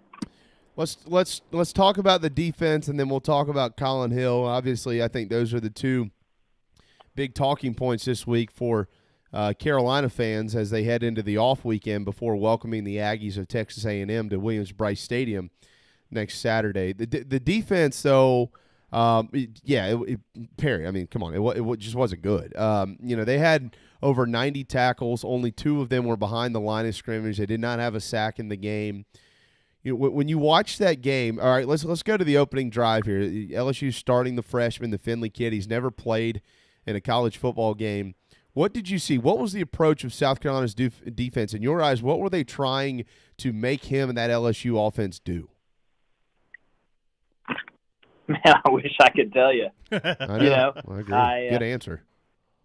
I think that they were just trying to do what they do. Trying to play, some man coverage and just trying to play straight up football. And they protected him well and gave him time to throw. And it doesn't matter if you're a freshman, it's your first game, or you're a fifth-year senior. When you have time to throw, eventually you're going to find the open guy. And I think they made the plan for him, from what I remember, pretty simple as far as, hey, we're going to get a lot of man-to-man. We're going to call a lot of man beaters, and when that's not the case, basically just don't throw it to the other team. If you got to try to hold on to the ball and run a little bit, do it. I think that they had a good balance of run-pass. They ran him a lot. I know as a quarterback, and especially when I played, there was something about running the football yourself, getting hit, kind of getting in the mix a little bit, and it provides a sense of comfortability, kind of just okay, I'm here, I'm playing big time football now. Let's just play the game. And we just really could never get them behind the sticks. They were one of the worst teams, if I remember, on third down in the country, and we were one of the best on defense, and they just kept converting. And defensively, as we all know, you got to get off the field. And we've done a great job of that all year. We just could not do that the other night. And he continued to find the open guy time and time again. And that, he's a good player. You got to tip your cap eventually. Say players made plays, but the resounding question mark of the day defensively is, I wish we would have done more things to try to heat him up, and if they just protected it well, then so be it. But, we all watched the game and we all heard the comments after that they just didn't take that step to get the kid uncomfortable, which I don't entirely understand. And maybe we're missing something. I'm not in the meetings. I don't know what LSU does day in and day out and game in, game out. So maybe they had a plan that they felt like was going to work, but, it obviously didn't. No, no, not at all. LSU ran it 54 times for 276 yards in the ball game, Perry. They had, in the first 3 games of the year, a combined 290 yards rushing. So only 14 shy of that in one game against Carolina. And the Finley kid only threw it 21 times, but 17 of them were completed. And I think this is where some folks are a little bit frustrated. I get the okay, they won 2 in a row. They upset Auburn. Had a chance to beat an LSU team that's really struggled to start the season. We all know how talented. They're incredibly talented. There's no question about the talent in Baton Rouge. But I think where some people are frustrated, Perry, is the lack of aggression. And when you hear things like, well, just didn't really set up for us to be able to blitz because of this or because of that or whatever, people don't want to hear it. Number one, they don't understand it. They don't know what that means. And they don't want to hear it. It's like, yeah, but what you were doing wasn't working. So if you try something different and that doesn't work either, so be it. But at least you tried it. And then you could just give them all the credit. And I think that's where people, in watching the game, I know I saw a lot of the same throughout the evening. It's like, okay, that's not working. How about a run blitz? Why don't we try to stop the run here and force him to throw it on 3rd and 8 instead of giving them 3rd and 2 and just having them run it down their throats? Yeah, just do something different. When things aren't working, typically that's a pretty solid time to change it up. But we didn't really do it. Well, Dynamite drop in. Yeah, I don't really know what else to say. It's almost like I know. You just gotta make an adjustment. You got to do something different than when they scored 24 on us in the first half. That's not a good half with a freshman quarterback. I know they've been really good on offense, but that's still no excuse. 24 points at half, you got to change something up. They're doing something right, whether it's put another hat in the box and, like you said, bring some pressure, bring a run blitz, do something different to kind of flip the mojo a little bit. I wish we'd have done it. I wish I had something more to tell you than that. No, and look, I get it. These are difficult questions, but the answers just for whatever reason aren't there. Let's flip it over. Let's flip it to the offensive side of the football here. Let's talk about Colin Hill, and you mentioned that this wasn't his best game. Why? And I know where you're going to probably go with a lot of this, but I want you to say this in your words as a former quarterback here. You coach quarterbacks. You understand this position as well as anybody. Why was it not his best game? Well, I think that the receivers, I don't think, did a very good job of getting open. He held onto the ball way too long, and you've got to have that internal clock in your head of 1001, 1002, 1003. When that 3 hits and you still haven't gotten the ball off and your first or second read's taken away, it's time to go. It's time to get out of there. It's time to throw the ball to the check down, get out of the pocket, make something happen that wasn't quote-unquote scripted. And I just don't think that that's in his game to do. He's a big, tall quarterback with a strong arm, but mobility is not his strength. And, when you're playing teams like an LSU that are going to have dudes that are, on the defensive line that are running sub 4.7s, you've got to be quick and nimble on your feet. And, ultimately you've got to run. You got to get out of there. They got to do a little bit more to keep defenses on their heels, which I think that we were doing a good job of. I thought we ran the ball really well. Yeah. Was going to open up some play action pass, but when we were put in those long drop back situations, we didn't capitalize on it for whatever reason. It could have been receivers down the field, misreads by the quarterback. Whatever the case may be, it didn't click. And then when you get down 31-10, it kind of takes you out of your game plan. when you're having a hard time stopping them on offense, or on defense, I'm sorry, and then you get the ball back on offense and you're down 31-10, or for instance, we go and score and make it 31-17 at half, and then they take the ensuing kickoff back, you're now fighting an uphill battle of, okay, we had this game plan, we're down 38-17 in the third quarter.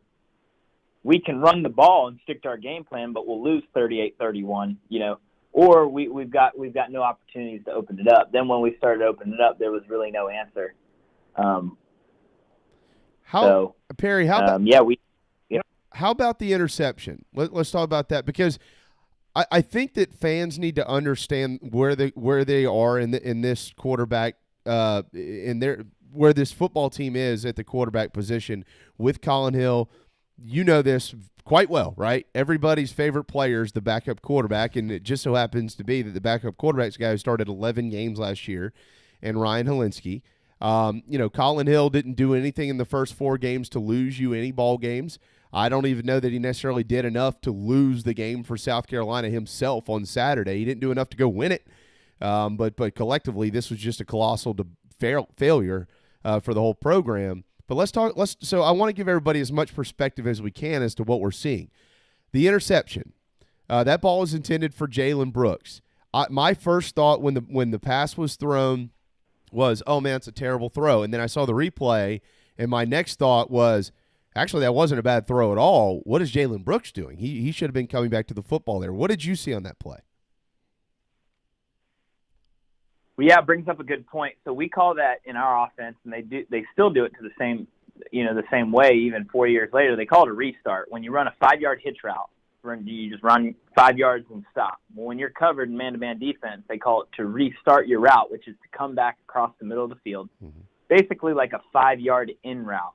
Okay, so you run your hitch, set up, you get covered. Now it's time to break it in, to run and try to run away from the guy covering you to try to get open. Well, he takes off running and then stopped, and then the defensive back ran right underneath it. So it leaves you with the question of why did he stop? And now the quarterback looks terrible, having thrown another interception for a touchdown. Well, how much of that was actually his fault? I don't see it was any. If anything, the receiver should at least bat it down on a route like that. So, it's the deal with playing this position is that you're going to get unwarranted criticism and praise. It's really good when things are good, and it's really bad when things are bad. I mean, it's cut and dry like that. And so, he didn't play very well, but it was his first game where he hasn't, in my opinion, and I think that he sure as heck does not deserve the criticism of, oh, it's time to bench him and move on to somebody else. That's just not how you play.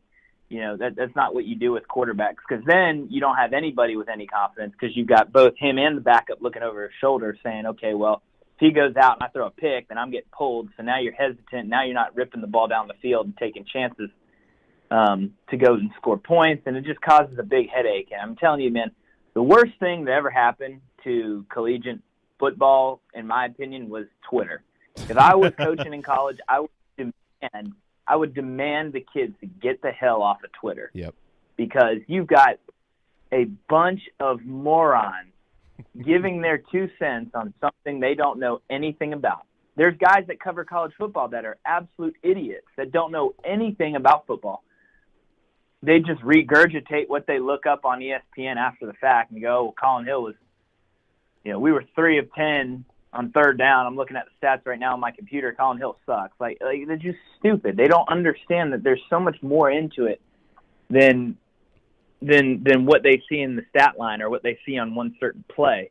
And that's the beauty of football, and that's what makes quarterbacks, the position so fun, and why everybody wants their kid to play the position, because you get a ton of praise when you play well. But then when you lose, the downside of playing that position is not talked about enough. On the phone, our quarterback and yours, the former quarterback of South Carolina, Perry Orth, on Twitter at PerryOrth10. All right, so let's transition those comments into this next question.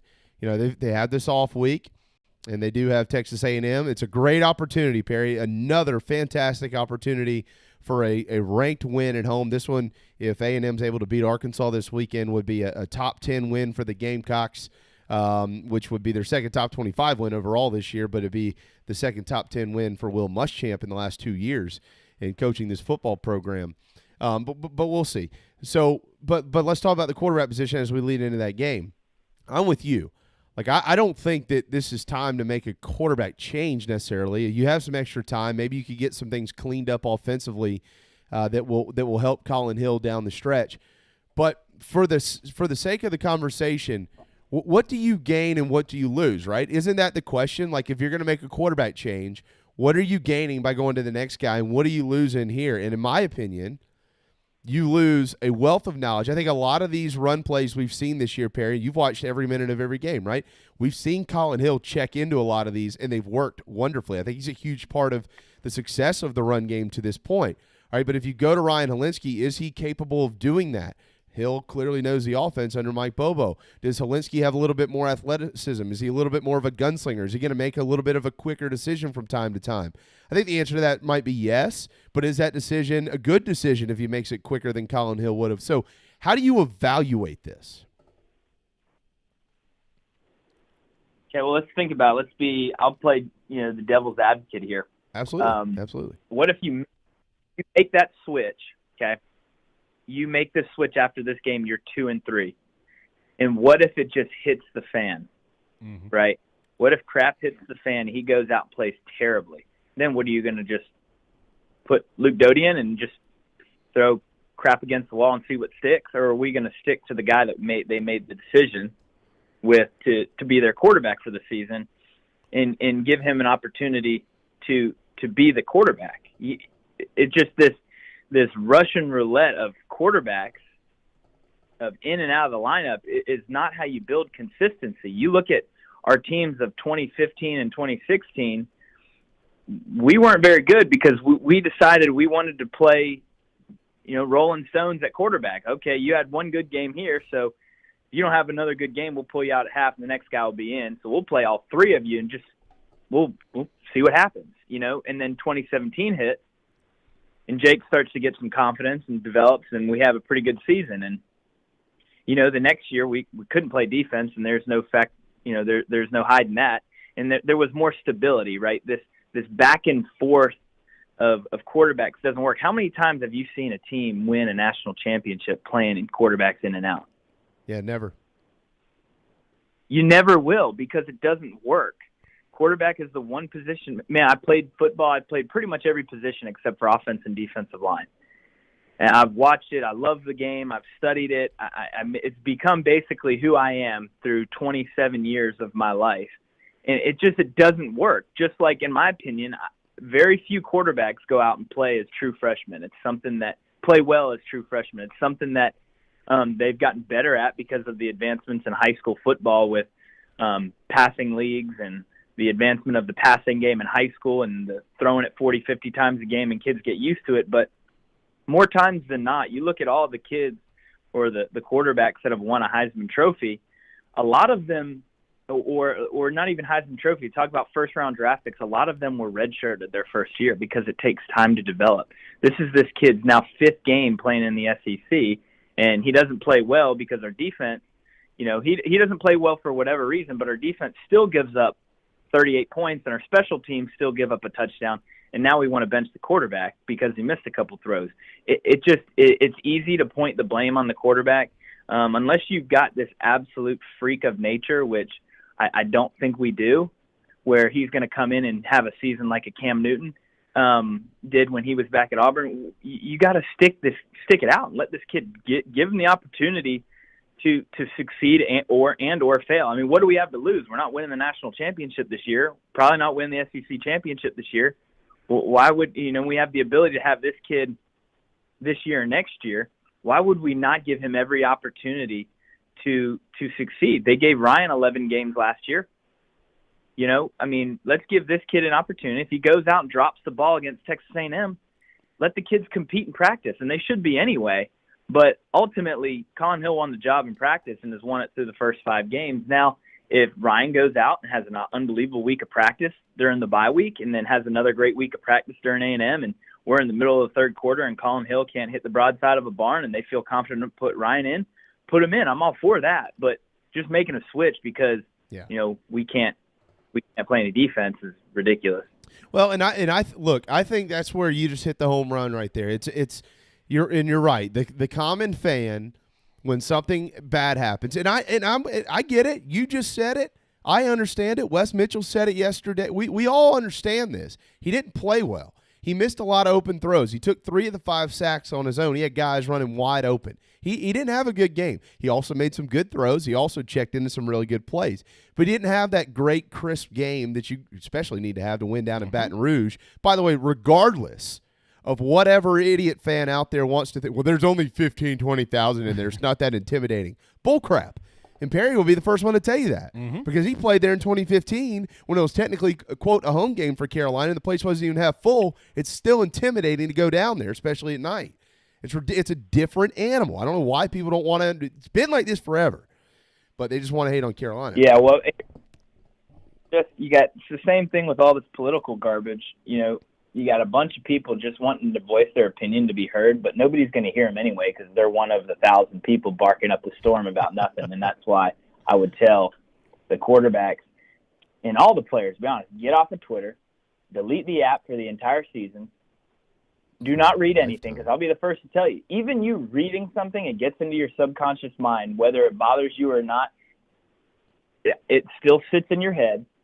And whether it's on Twitter or a newspaper article or whatever, just stay off of it. Go to practice, work hard, and play the best you can. That's all you can do. At the end of the day, it's not Colin's fault. We couldn't get pressure on the quarterback. Right. Right? And so you're going to miss 2 or 3 throws. Well, okay, if you think it's so easy, go play back there.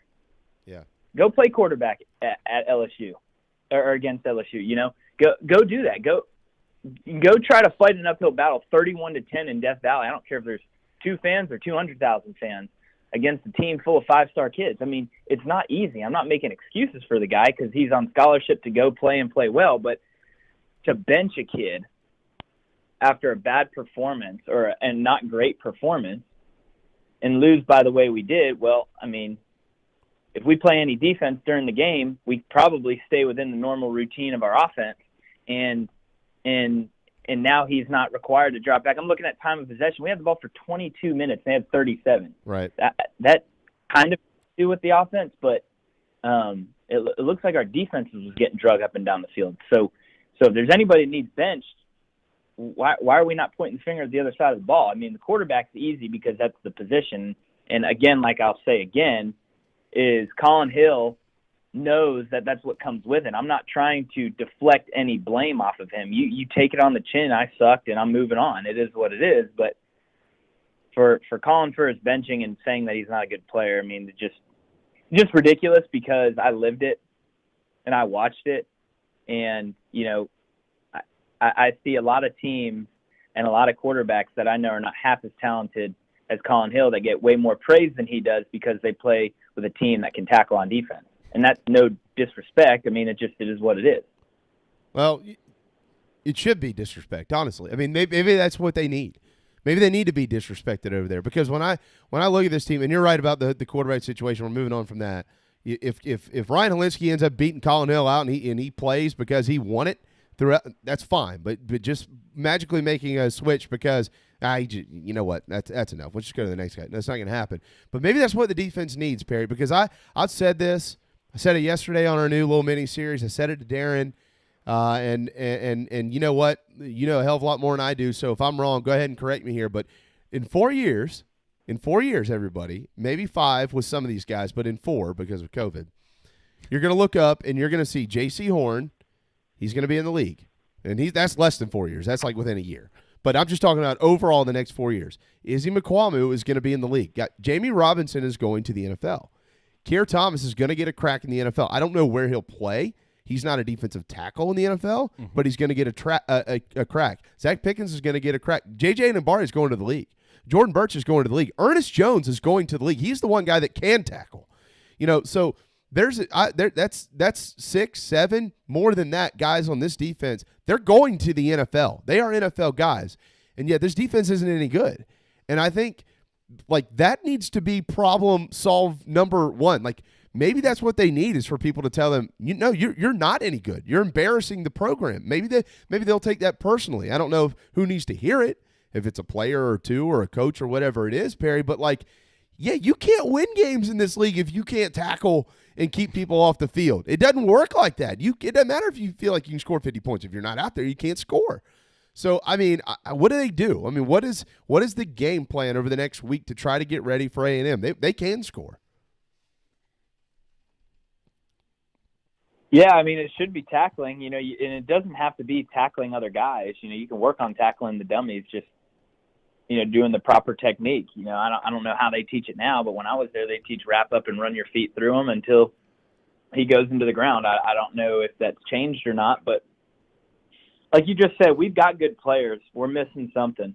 The guys on defense are talented. They're not bad players. No. I think that just from a fan's perspective, and then kind of seeing the social media talk, I think that we have a lot of individuals on our defense. I don't think that they play overly well as a team together, because the dudes are there. I mean, they're obviously there. I mean, all those guys you listed are all going to get a crack at the NFL, and some of them are going to have long careers. But this wasn't a bashing of our defense session. It's easy to point the finger at the quarterback and take him out and pull him out, and that's not going to do you any good, because it really typically doesn't. Now, if he goes out, like I said, if he goes out and struggles next week, and Ryan continues to have a great week of practice, put Ryan in and give him a chance, right? And if Ryan struggles, then I guess you put him back in, or you give somebody else a shot. I don't really know what you do from there. Wouldn't expect either one to struggle. I think that LSU, what they did over the bye week is they simpled down on what they do, and they did it well. And then we got out of our game plan because we got down by 3 touchdowns. So, I mean, there's a lot that goes into it. Here's one thing that I do is that I don't overemphasize and get overly excited about a win. I don't get overly down about a loss. It's another game. You got 5 more games on the season that are winnable, and you got to move past this game, learn from it, and get ready for A&M. Yeah, there's no doubt about that. Yeah, they got to get pressure on the quarterback, Perry. Not getting any pressure is not going to work. Is killing them back there. There's no doubt about that. Spirited stuff around here today, and I know that you're not bashing any of these guys. You know a lot of them clearly, but we're all concerned about the football team. And here, I'm going to say this one more time. There's 5 games left, and I think that Carolina fans, Josh Pate was right in that last segment. There should be an expectation to be better than 2-3. There's no doubt. But coming into the year off of a 4-8 season, I think a lot of folks expected, okay, if they can be 2-3 after 5, there's a chance to win, a few games on the back end of this thing and have a turnaround season. They've already got one upset. They got plenty of opportunities at more in the second half, and they have the talent to do it. And I think hopefully maybe that starts in a couple of weeks against Texas A&M. With that, we'll leave it there. You can find Perry everywhere. He needs his own website. He does have a couple of websites. I mean just perryorth.com. Oh, okay. But QB1athletics.com is where you can find quarterback training here in the Low Country. Bailey Hart's in charge up there in the Midlands. Perry's in charge, and he's pretty good at it. Maybe you're like Uncle Rico, and you just want to get coached up and bring your career back. Just head to QB1athletics.com. Also, if you need insurance, imgsc.com. Perry's really good at that, too. I know a couple of his clients, and they're ecstatic with the work he's done, whether it's business, personal, whatever it is. IMGSC, that's Insurance Management Group, South Carolina. You can find Perry there as well. Hey, bud, thanks for all the time today, man. We hope you have a great week. Have a wonderful off weekend as well, and we'll talk to you next week. Sounds good, brother. See you guys. You the man, brother. There you go. Perry Orth, the former quarterback at South Carolina. HolyCityDriveIn.com for this weekend's drive-in movie series. Guess what? Friday night before Halloween, a double dip. Halloween and then Friday the 13th. Wow. That's Friday night over at Patriots Point. HolyCityDriveIn.com for tickets, showtimes, and more. By the way, Halloween, if you're going to do something different for Halloween this year, you can take your family and watch the Addams Family over there at the Holy City Drive-In Movie Series. Take your family to go watch a family. There you go. That's right. Yeah. A lot of people are trying to figure something out for Halloween, so that's something. That's right. All right. Timeout. Gene Sapikoff up next. The best cheesesteak in Charleston is at DB's Cheesesteaks. JB here. We say it every day, and we mean it. You voted for him. Let DB's Cheesesteaks in Avondale and West Ashley feed your family this football season. Use your favorite delivery app. Have them dropped off before your favorite game. And don't forget the boardwalk fries. They come with the Old Bay seasoning. DB'sCheesesteaks.com for the full menu. Hoagies, hot dogs, burgers, and more. DB's Cheesesteaks, the best cheesesteak in Charleston, the best cheesesteak for football. At Patriots Point Naval and Maritime Museum, families walk in the footsteps of our nation's heroes, the brave ones who risked their lives to defend our way of life. Home to the aircraft carrier USS Yorktown, USS Laffey, and the USS Clamagore, there's more than 1 million square feet of exhibit space to roam. White Glove certified, we have several new health safety measures in place to enhance the visitor experience. Come for the day and leave feeling inspired. One of the most impressive museums in the country, located right here in Mount Pleasant. Visit patriotspoint.org for more. We'll see you soon. Family Bingo Night is back. All 3 Dog and Duck locations. Every Monday from 6 to 8 is the perfect time to bring the kids, have dinner, and play bingo. They've upped the prizes with retail store gift cards, gas cards, in-house cash cards, and kid-friendly gift cards like Nintendo, pizza, App Store, and more. Thanks for supporting local businesses like the Dog and Duck in Bell Hall, Park West, and on Clements Ferry Road. This is Scott Glaze, head golf professional at the links at Stono Ferry, located on the outskirts of Charleston, South Carolina. I'm inviting you to tee it up on one of the most scenic and challenging courses in the Lowcountry. Our back 9 is highlighted with 3 holes that border the Intercoastal Waterway. Visit stonoferrygolf.com to book tee times and discover all that Stono Ferry has to offer. The links at Stono Ferry is a former South Carolina Golf Course of the Year and is also home to the College of Charleston men's and women's golf teams. Come see us. We would love to have you. stonoferrygolf.com.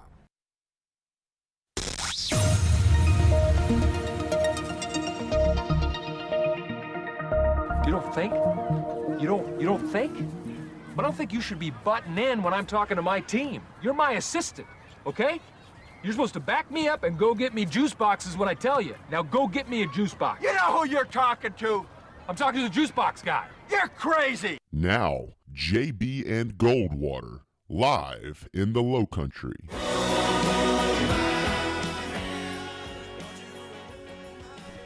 I mean, what other programs out there have a bumper with Mike Ditka and Darius Rucker in it? Together. And Will Ferrell, Mike Ditka, and then followed up by Darius Rucker, Mark Bryan, and the rest of the gang from Hootie and the Blowfish. If nothing else, we're unique. Yeah, and Gene Sapakoff's unique, and that's why he joins us now. Hey, man.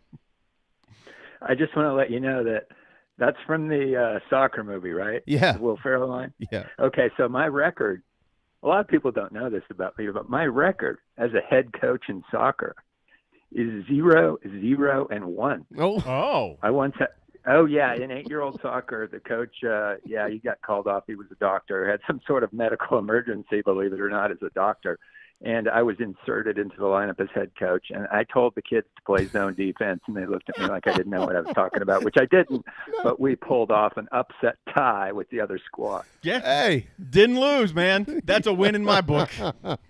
I'm undefeated. Yeah. You are undefeated. Just play a zone. What? Play a 3-3-5. It'll all work out. Totally. It was a matchup zone. Oh, that's great. Good stuff there. I didn't realize we had a former head coach joining us today in Gene Sapakoff. Well, hey, your Learn resume something every day. Your resume gets longer and longer every time we talk to you. I need to add that. Yeah. All right, Gene, real quick, let me get some of this breaking news out from the SEC. Kylan Hill is out of there. He's leaving Mississippi State, one of a bunch of players who've left the program this year under Mike Leach. He didn't play against A&M. No one said anything, but they thought it was a suspension, right? Only had 15 carries this year for 58 yards. He ran for over 1,300 last year, but he said he's gone. You know what's interesting about that, Gene? I know that Mike is kind of, like a lot of coaches do, quote, cleaning house sometimes. Sometimes things just don't mix, and he's having to find his guys. Of course, this guy was pretty good last year. But now he's going to have to answer that question, right? I mean, he's probably a guy. He said he's going to go train for the NFL. Well, when that combine rolls around next year, I bet the first question is, well, why'd you leave in the middle of the season, Kylan? Yeah, things are weird at Mississippi State. They couldn't have gone better on opening day in Baton Rouge. But the problem isn't that they're losing, it's that they're losing without scoring many points, and that is what it was supposed to draw recruits to Starkville with Mike Leach. I mean, I love the track record of the guy in Texas Tech and Washington State, but if you're saying, hey, my offense is exciting and we're scoring 2 points against Kentucky, that's not good. Meanwhile, Lane Kiffin is kind of losing the way you'd expect. I mean, they're scoring and his offense seems to, have some dazzle. They just need more players, and especially on defense.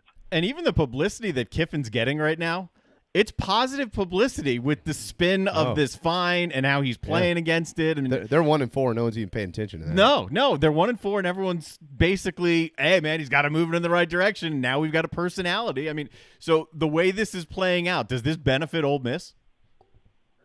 Well, yeah, I mean, there's no doubt. And those guys go head-to-head with lots of in-state recruits and lots of recruits right along the edge of the state in the other states of, Alabama, Tennessee, Memphis, etc.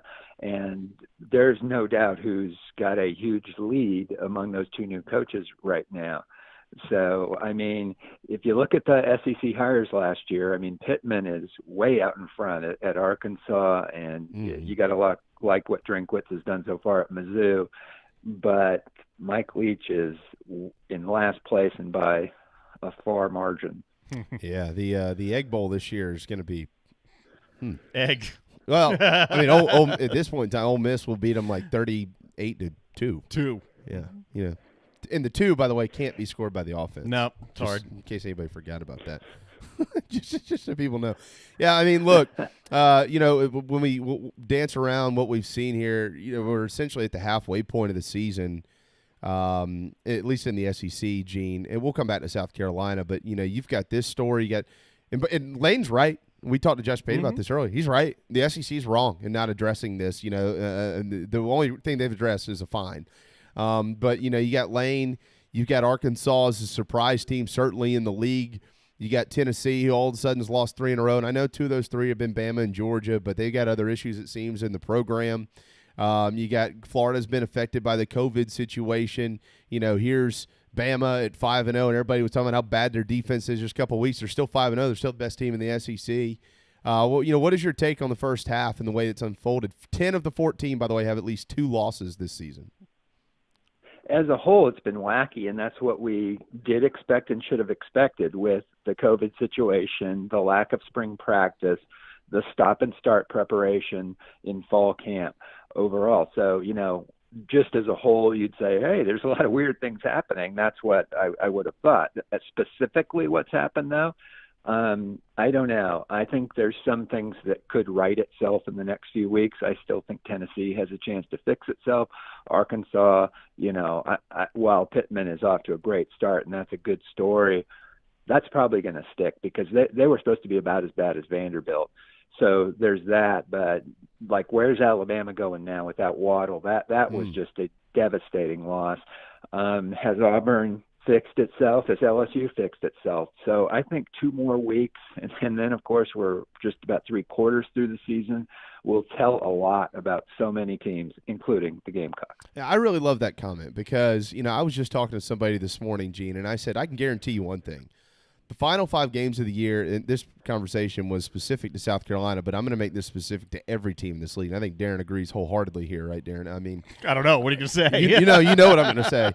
The last 5 games are not going to look like what you think they're going to look like. No. If you're a fan, let's say you're a Carolina fan, and you look at this and you go, okay, well, they're going to lose to A&M. They'll beat Ole Miss. They'll beat Missouri. They're going to lose to Georgia. That Kentucky game's a toss-up. Gene, I'll go ahead. I'll guarantee you that is not the way this is going to unfold. I mean, it's so strange. It's so wacky. You never know when COVID's going to rear its head. Whatever you're looking at on paper, no matter who you pull for and you say this is how it's going to go, that's not the case. Well, you're right, Jamie. And I mean, wow, some empathy for these kids and these coaches that have just really been through a lot and are kind of sticking together in these semi-bubbles and not leading the boring life as the coaches have described. I mean, you have to have like I said, some empathy for them and what they're trying to go through. But the last down the stretch here is going to really tell what teams truly are focused and together and which ones are just going to kind of pull apart here at the very end. And, those ones that do pull apart, it's just hard to knock them if it gets really down to the wire and you've had opt-outs and you've had some tough losses and injuries. What a ridiculous challenge this season has been for these players. Yeah, I was saying that before not just college football started, but sports in general as they were coming back, when the conversation was, well, is there an asterisk for the NBA champ or for the World Series champ? And no, because no one's been through anything like – if you can navigate these waters, if you can manage your roster, and then as players, if you could figure out how to stay healthy and have success – darn right you deserve that championship. Well said, Darren. I mean, I can't say that any better. That's excellent. And, it's more deserved than just a regular year. I mean, just again, you said it as well as can be said.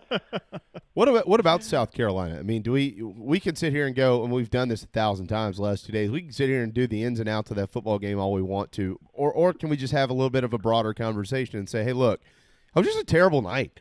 Okay, it was just bad. The defense was bad. The quarterback play wasn't very good. I mean, Kevin Harris was the great bright spot in that one. It was just a bad night. You know what? It's over. They have an off week. They got a top 10 opponent coming to town next weekend. They'll get, let's focus on getting back on track. How do you assess that performance and how it pertains to what's left? It's going to depend on what happens going down the stretch, whether that was an aberration, the afternoon against Auburn, or the afternoon in Athens, Georgia, the enchanted trip to between the hedges to beat the Bulldogs last year. That turned out to be an aberration. So it was beating, I think, number 15 Auburn at the time.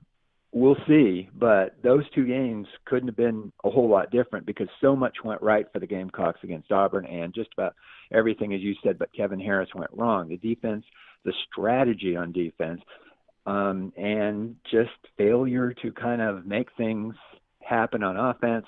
Special teams didn't come through, and wow, I don't know. I hate to put it to this extreme, but last week I thought the Gamecocks really had a chance at a 5-5 season, or at least 4 wins. This week, this second, I'm pretty sure if you look in Las Vegas or at the computer polls, they're probably not going to be favored in any other games. Maybe Missouri at home, but probably not. 1-9 is clearly possible. 1-9.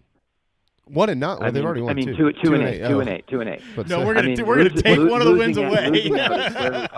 Look, I know LSU was bad, Gene, but it's not bad enough to go pull the Auburn win from them. Well, yeah, I meant losing out. So I mean, it's just such a difference, and that's, I hate to say, but that's kind of the Will Muschamp MO at Florida and at South Carolina, that you're just up one week and down the other. And these last few seasons, the Georgia game last year, the Auburn game this year, and I'll even say the Missouri game in 2018. I know Missouri wasn't a Georgia-Auburn type foe, but they did finish with 8 wins last year. They came in with Drew Lock playing quarterback. He's an NFL starter, not a good one, but an NFL starter. And the Gamecocks that day had a quarterback starting by the name of Michael Scarnecchia, who absolutely, in the rain and during a delay, outplayed Drew Lock in Missouri. That win was just a great game for the Gamecocks, and most of the rest of the season they didn't play that way. What's the biggest disappointment, though? I mean, at 2-3 through 5 games, Gene, it's not the end of the world for Carolina. It doesn't look like it. Maybe people thought it would, but what's the biggest disappointment? I think we could all agree Kevin Harris has been the biggest surprise or the biggest success story. I mean, he's just been wonderful. But, I mean, for me, it's the defense. I mean, you're talking about year 5 under Will Muschamp. That just doesn't seem right to be giving up 30 points per game after 5 games. That is really weird. I thought that would be solid. You've got really good quality players in Horn and Mukwamo to shut the passing in now. Now, Mukwamo hasn't been healthy all year, and they're thin back there. I think that's a factor. I'd like to see him give Jordan Birch more of a chance, but I also think that there just hasn't been that much dynamic dazzle in the passing attack that I expected from adding DeCarrion Joyner, Luke Doty. Nobody else but Shi Smith seems to be making big plays except a tight end that comes out of nowhere in Baton Rouge. Where's he been all year? I mean, they have got to trust more players or find more players they can trust in the passing game. Yeah, I think they're certainly trying to with Kevion Mullins. I'd kind of heard going into that game, keep an eye on him. He had 2 catches for 101 yards. It was hard to keep an eye on him when he was so far downfield, but he was one of the bright spots as well. All right, let's shift gears here. For here's Clemson, right? So they are in a 27-21 game this weekend. Gene, what was going through your mind when they were only up 6 there in the third quarter? I thought that they were never going to lose the game. I never even slightly had that in my mind, but that this was also a team that was struggling on both sides of the ball, relatively speaking, and that the lack of flow in the running game up the middle or whatever you want, I don't care how Syracuse was playing them, just the lack of being able to get some punch with that running game, with or without Etienne, but especially without him, that was a little concerning. And Dabo got very defensive when I asked him about it after the game and with some other things, but that's not going to work against teams that just have much better run-stuffing defenses. Obviously, Clemson has lots of weapons. Obviously, teams have tried to take Etienne away before. Ohio State in the Fiesta Bowl, for instance, Miami this year, for instance, and they've had answers. But you've got to average more than 4 yards a carry in a game and 4.7 over the season when, remember, they averaged, well, whether you remember or not, the fact is they averaged 6.4 last year. That's a step back. I don't want to jump ahead of Boston College because I do think that the Eagles could present some challenges for Clemson this weekend. They're not going to lose the game. They're 31-point favorites, and they're going to win just comfortably. But James Skalski's out for at least a couple of games, if not more. Well, that would include Notre Dame, and Notre Dame is ahead next weekend. What are we watching this week to see out of the Tigers? Because of the games that are left, the 5 that are left, BC, Notre Dame on the road, at Florida State, Pittsburgh, at Virginia Tech. There's only one of those. I think they even have a prayer at being in a close game, and that's against the Irish. So what's the step this weekend that Clemson maybe needs to take to clean up some of what we saw against Syracuse? Establish and continue to have production in the run, for one thing, and show that Jake Venables, Mike Jones, whoever's in the middle of that defense without Skalski can be productive, and even the guys behind them too. I think that Clemson's going to be okay, and I actually think that a game like this is good for them. It's a wake-up call that Syracuse seems to deliver most years, at least 3 of the last 4 here, and I think that the Tigers will, benefit from this. One of the best ways to teach that you want in football or in any sport is when you win ugly, because you won, you survived, but the coaches then have license to absolutely kick butt in practice. Notre Dame played their best game of the season this past weekend against Pittsburgh, 45-3. What does that tell you about the Irish? They're trying to peak at the right time, and they weren't looking ahead. I think that this is the game they've obviously had circled for a long time on their schedule. There's no game remotely close to as difficult for them to play, and that this really looks more and more each week like the first of 2 Clemson Notre Dame games.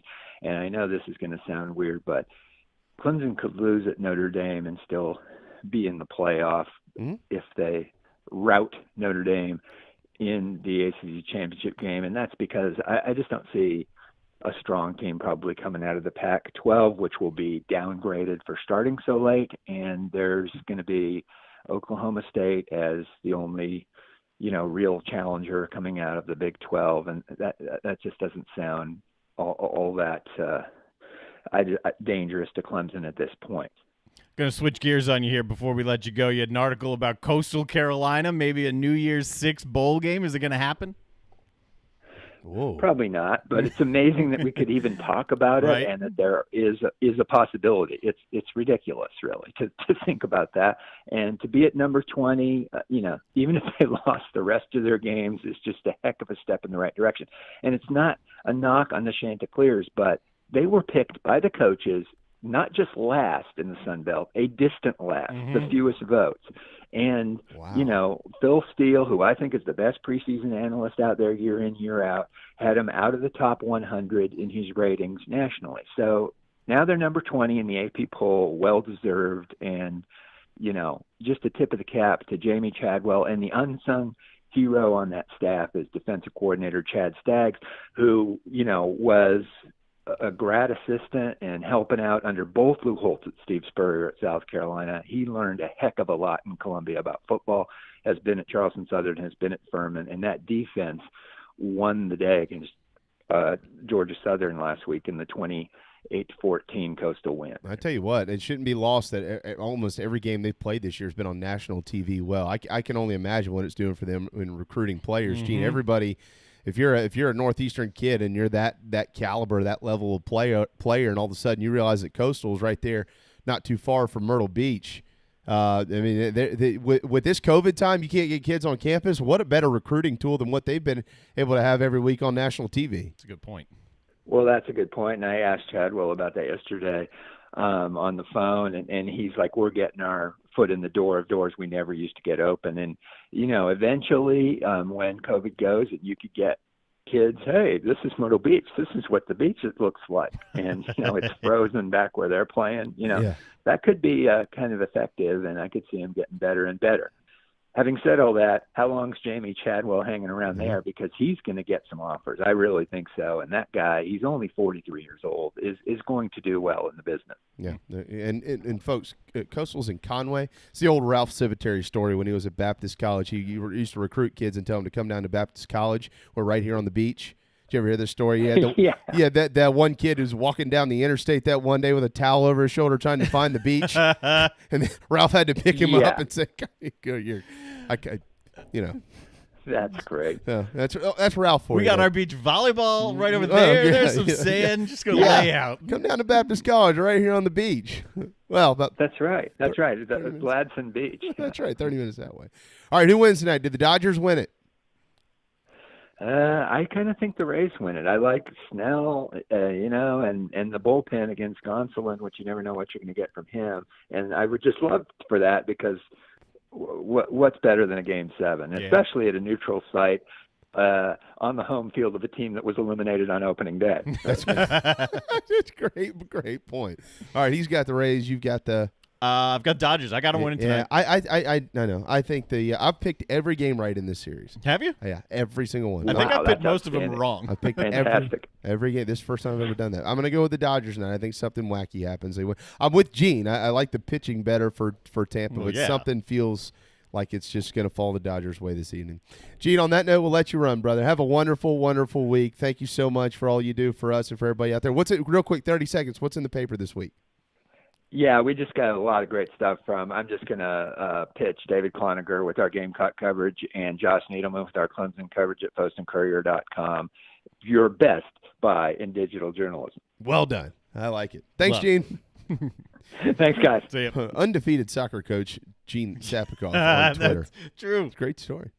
All right, real quick. What day is today? It's a good day. It's National Navy Day. Yeah. Go Navy. We love the Navy. It's also National Black Cat Day if you've got one celebrating style, or if you have one of the fireworks, I guess. And for Darren, we love you, man. Here you go. National American Beer Day. Miller Lite is about as American beer as it gets. Yeah. Although there's plenty of really good craft ones, especially in the area. Yeah, oh, yeah. I mean, right on Long Point Road, there's like 6 breweries now. Yeah, I know. It's crazy. Yeah. It's a brewery hotbed around here. You don't even have to tap the Rockies anymore. No, certainly don't. All right, we're all but out of here. Thanks to Josh Pate and Perry Orth and Gene Sapikoff. And did we miss anybody? No, you covered them.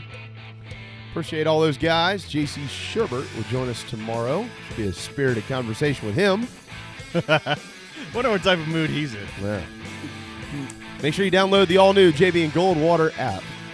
It's right there in your phone, Apple, Google, jbandgoldwatershow.com as well. When you do it, you're in the Bourbon and Whiskey Club, and you also get access to Gamecock Talk. It's great. Car detailing, Dog and Duck gift certificates, rounds of golf. Yeah. Sign up to be a season ticket holder, and you could get any of those. That's right. Someone's going to win a bunch of stuff later on this week. So. Thanks for watching and listening. Have a terrific Tuesday afternoon. For Darren, I'm Jamie. This has been the JB and Goldwater Show, driven by our friends and yours at Stokes and Volkswagen.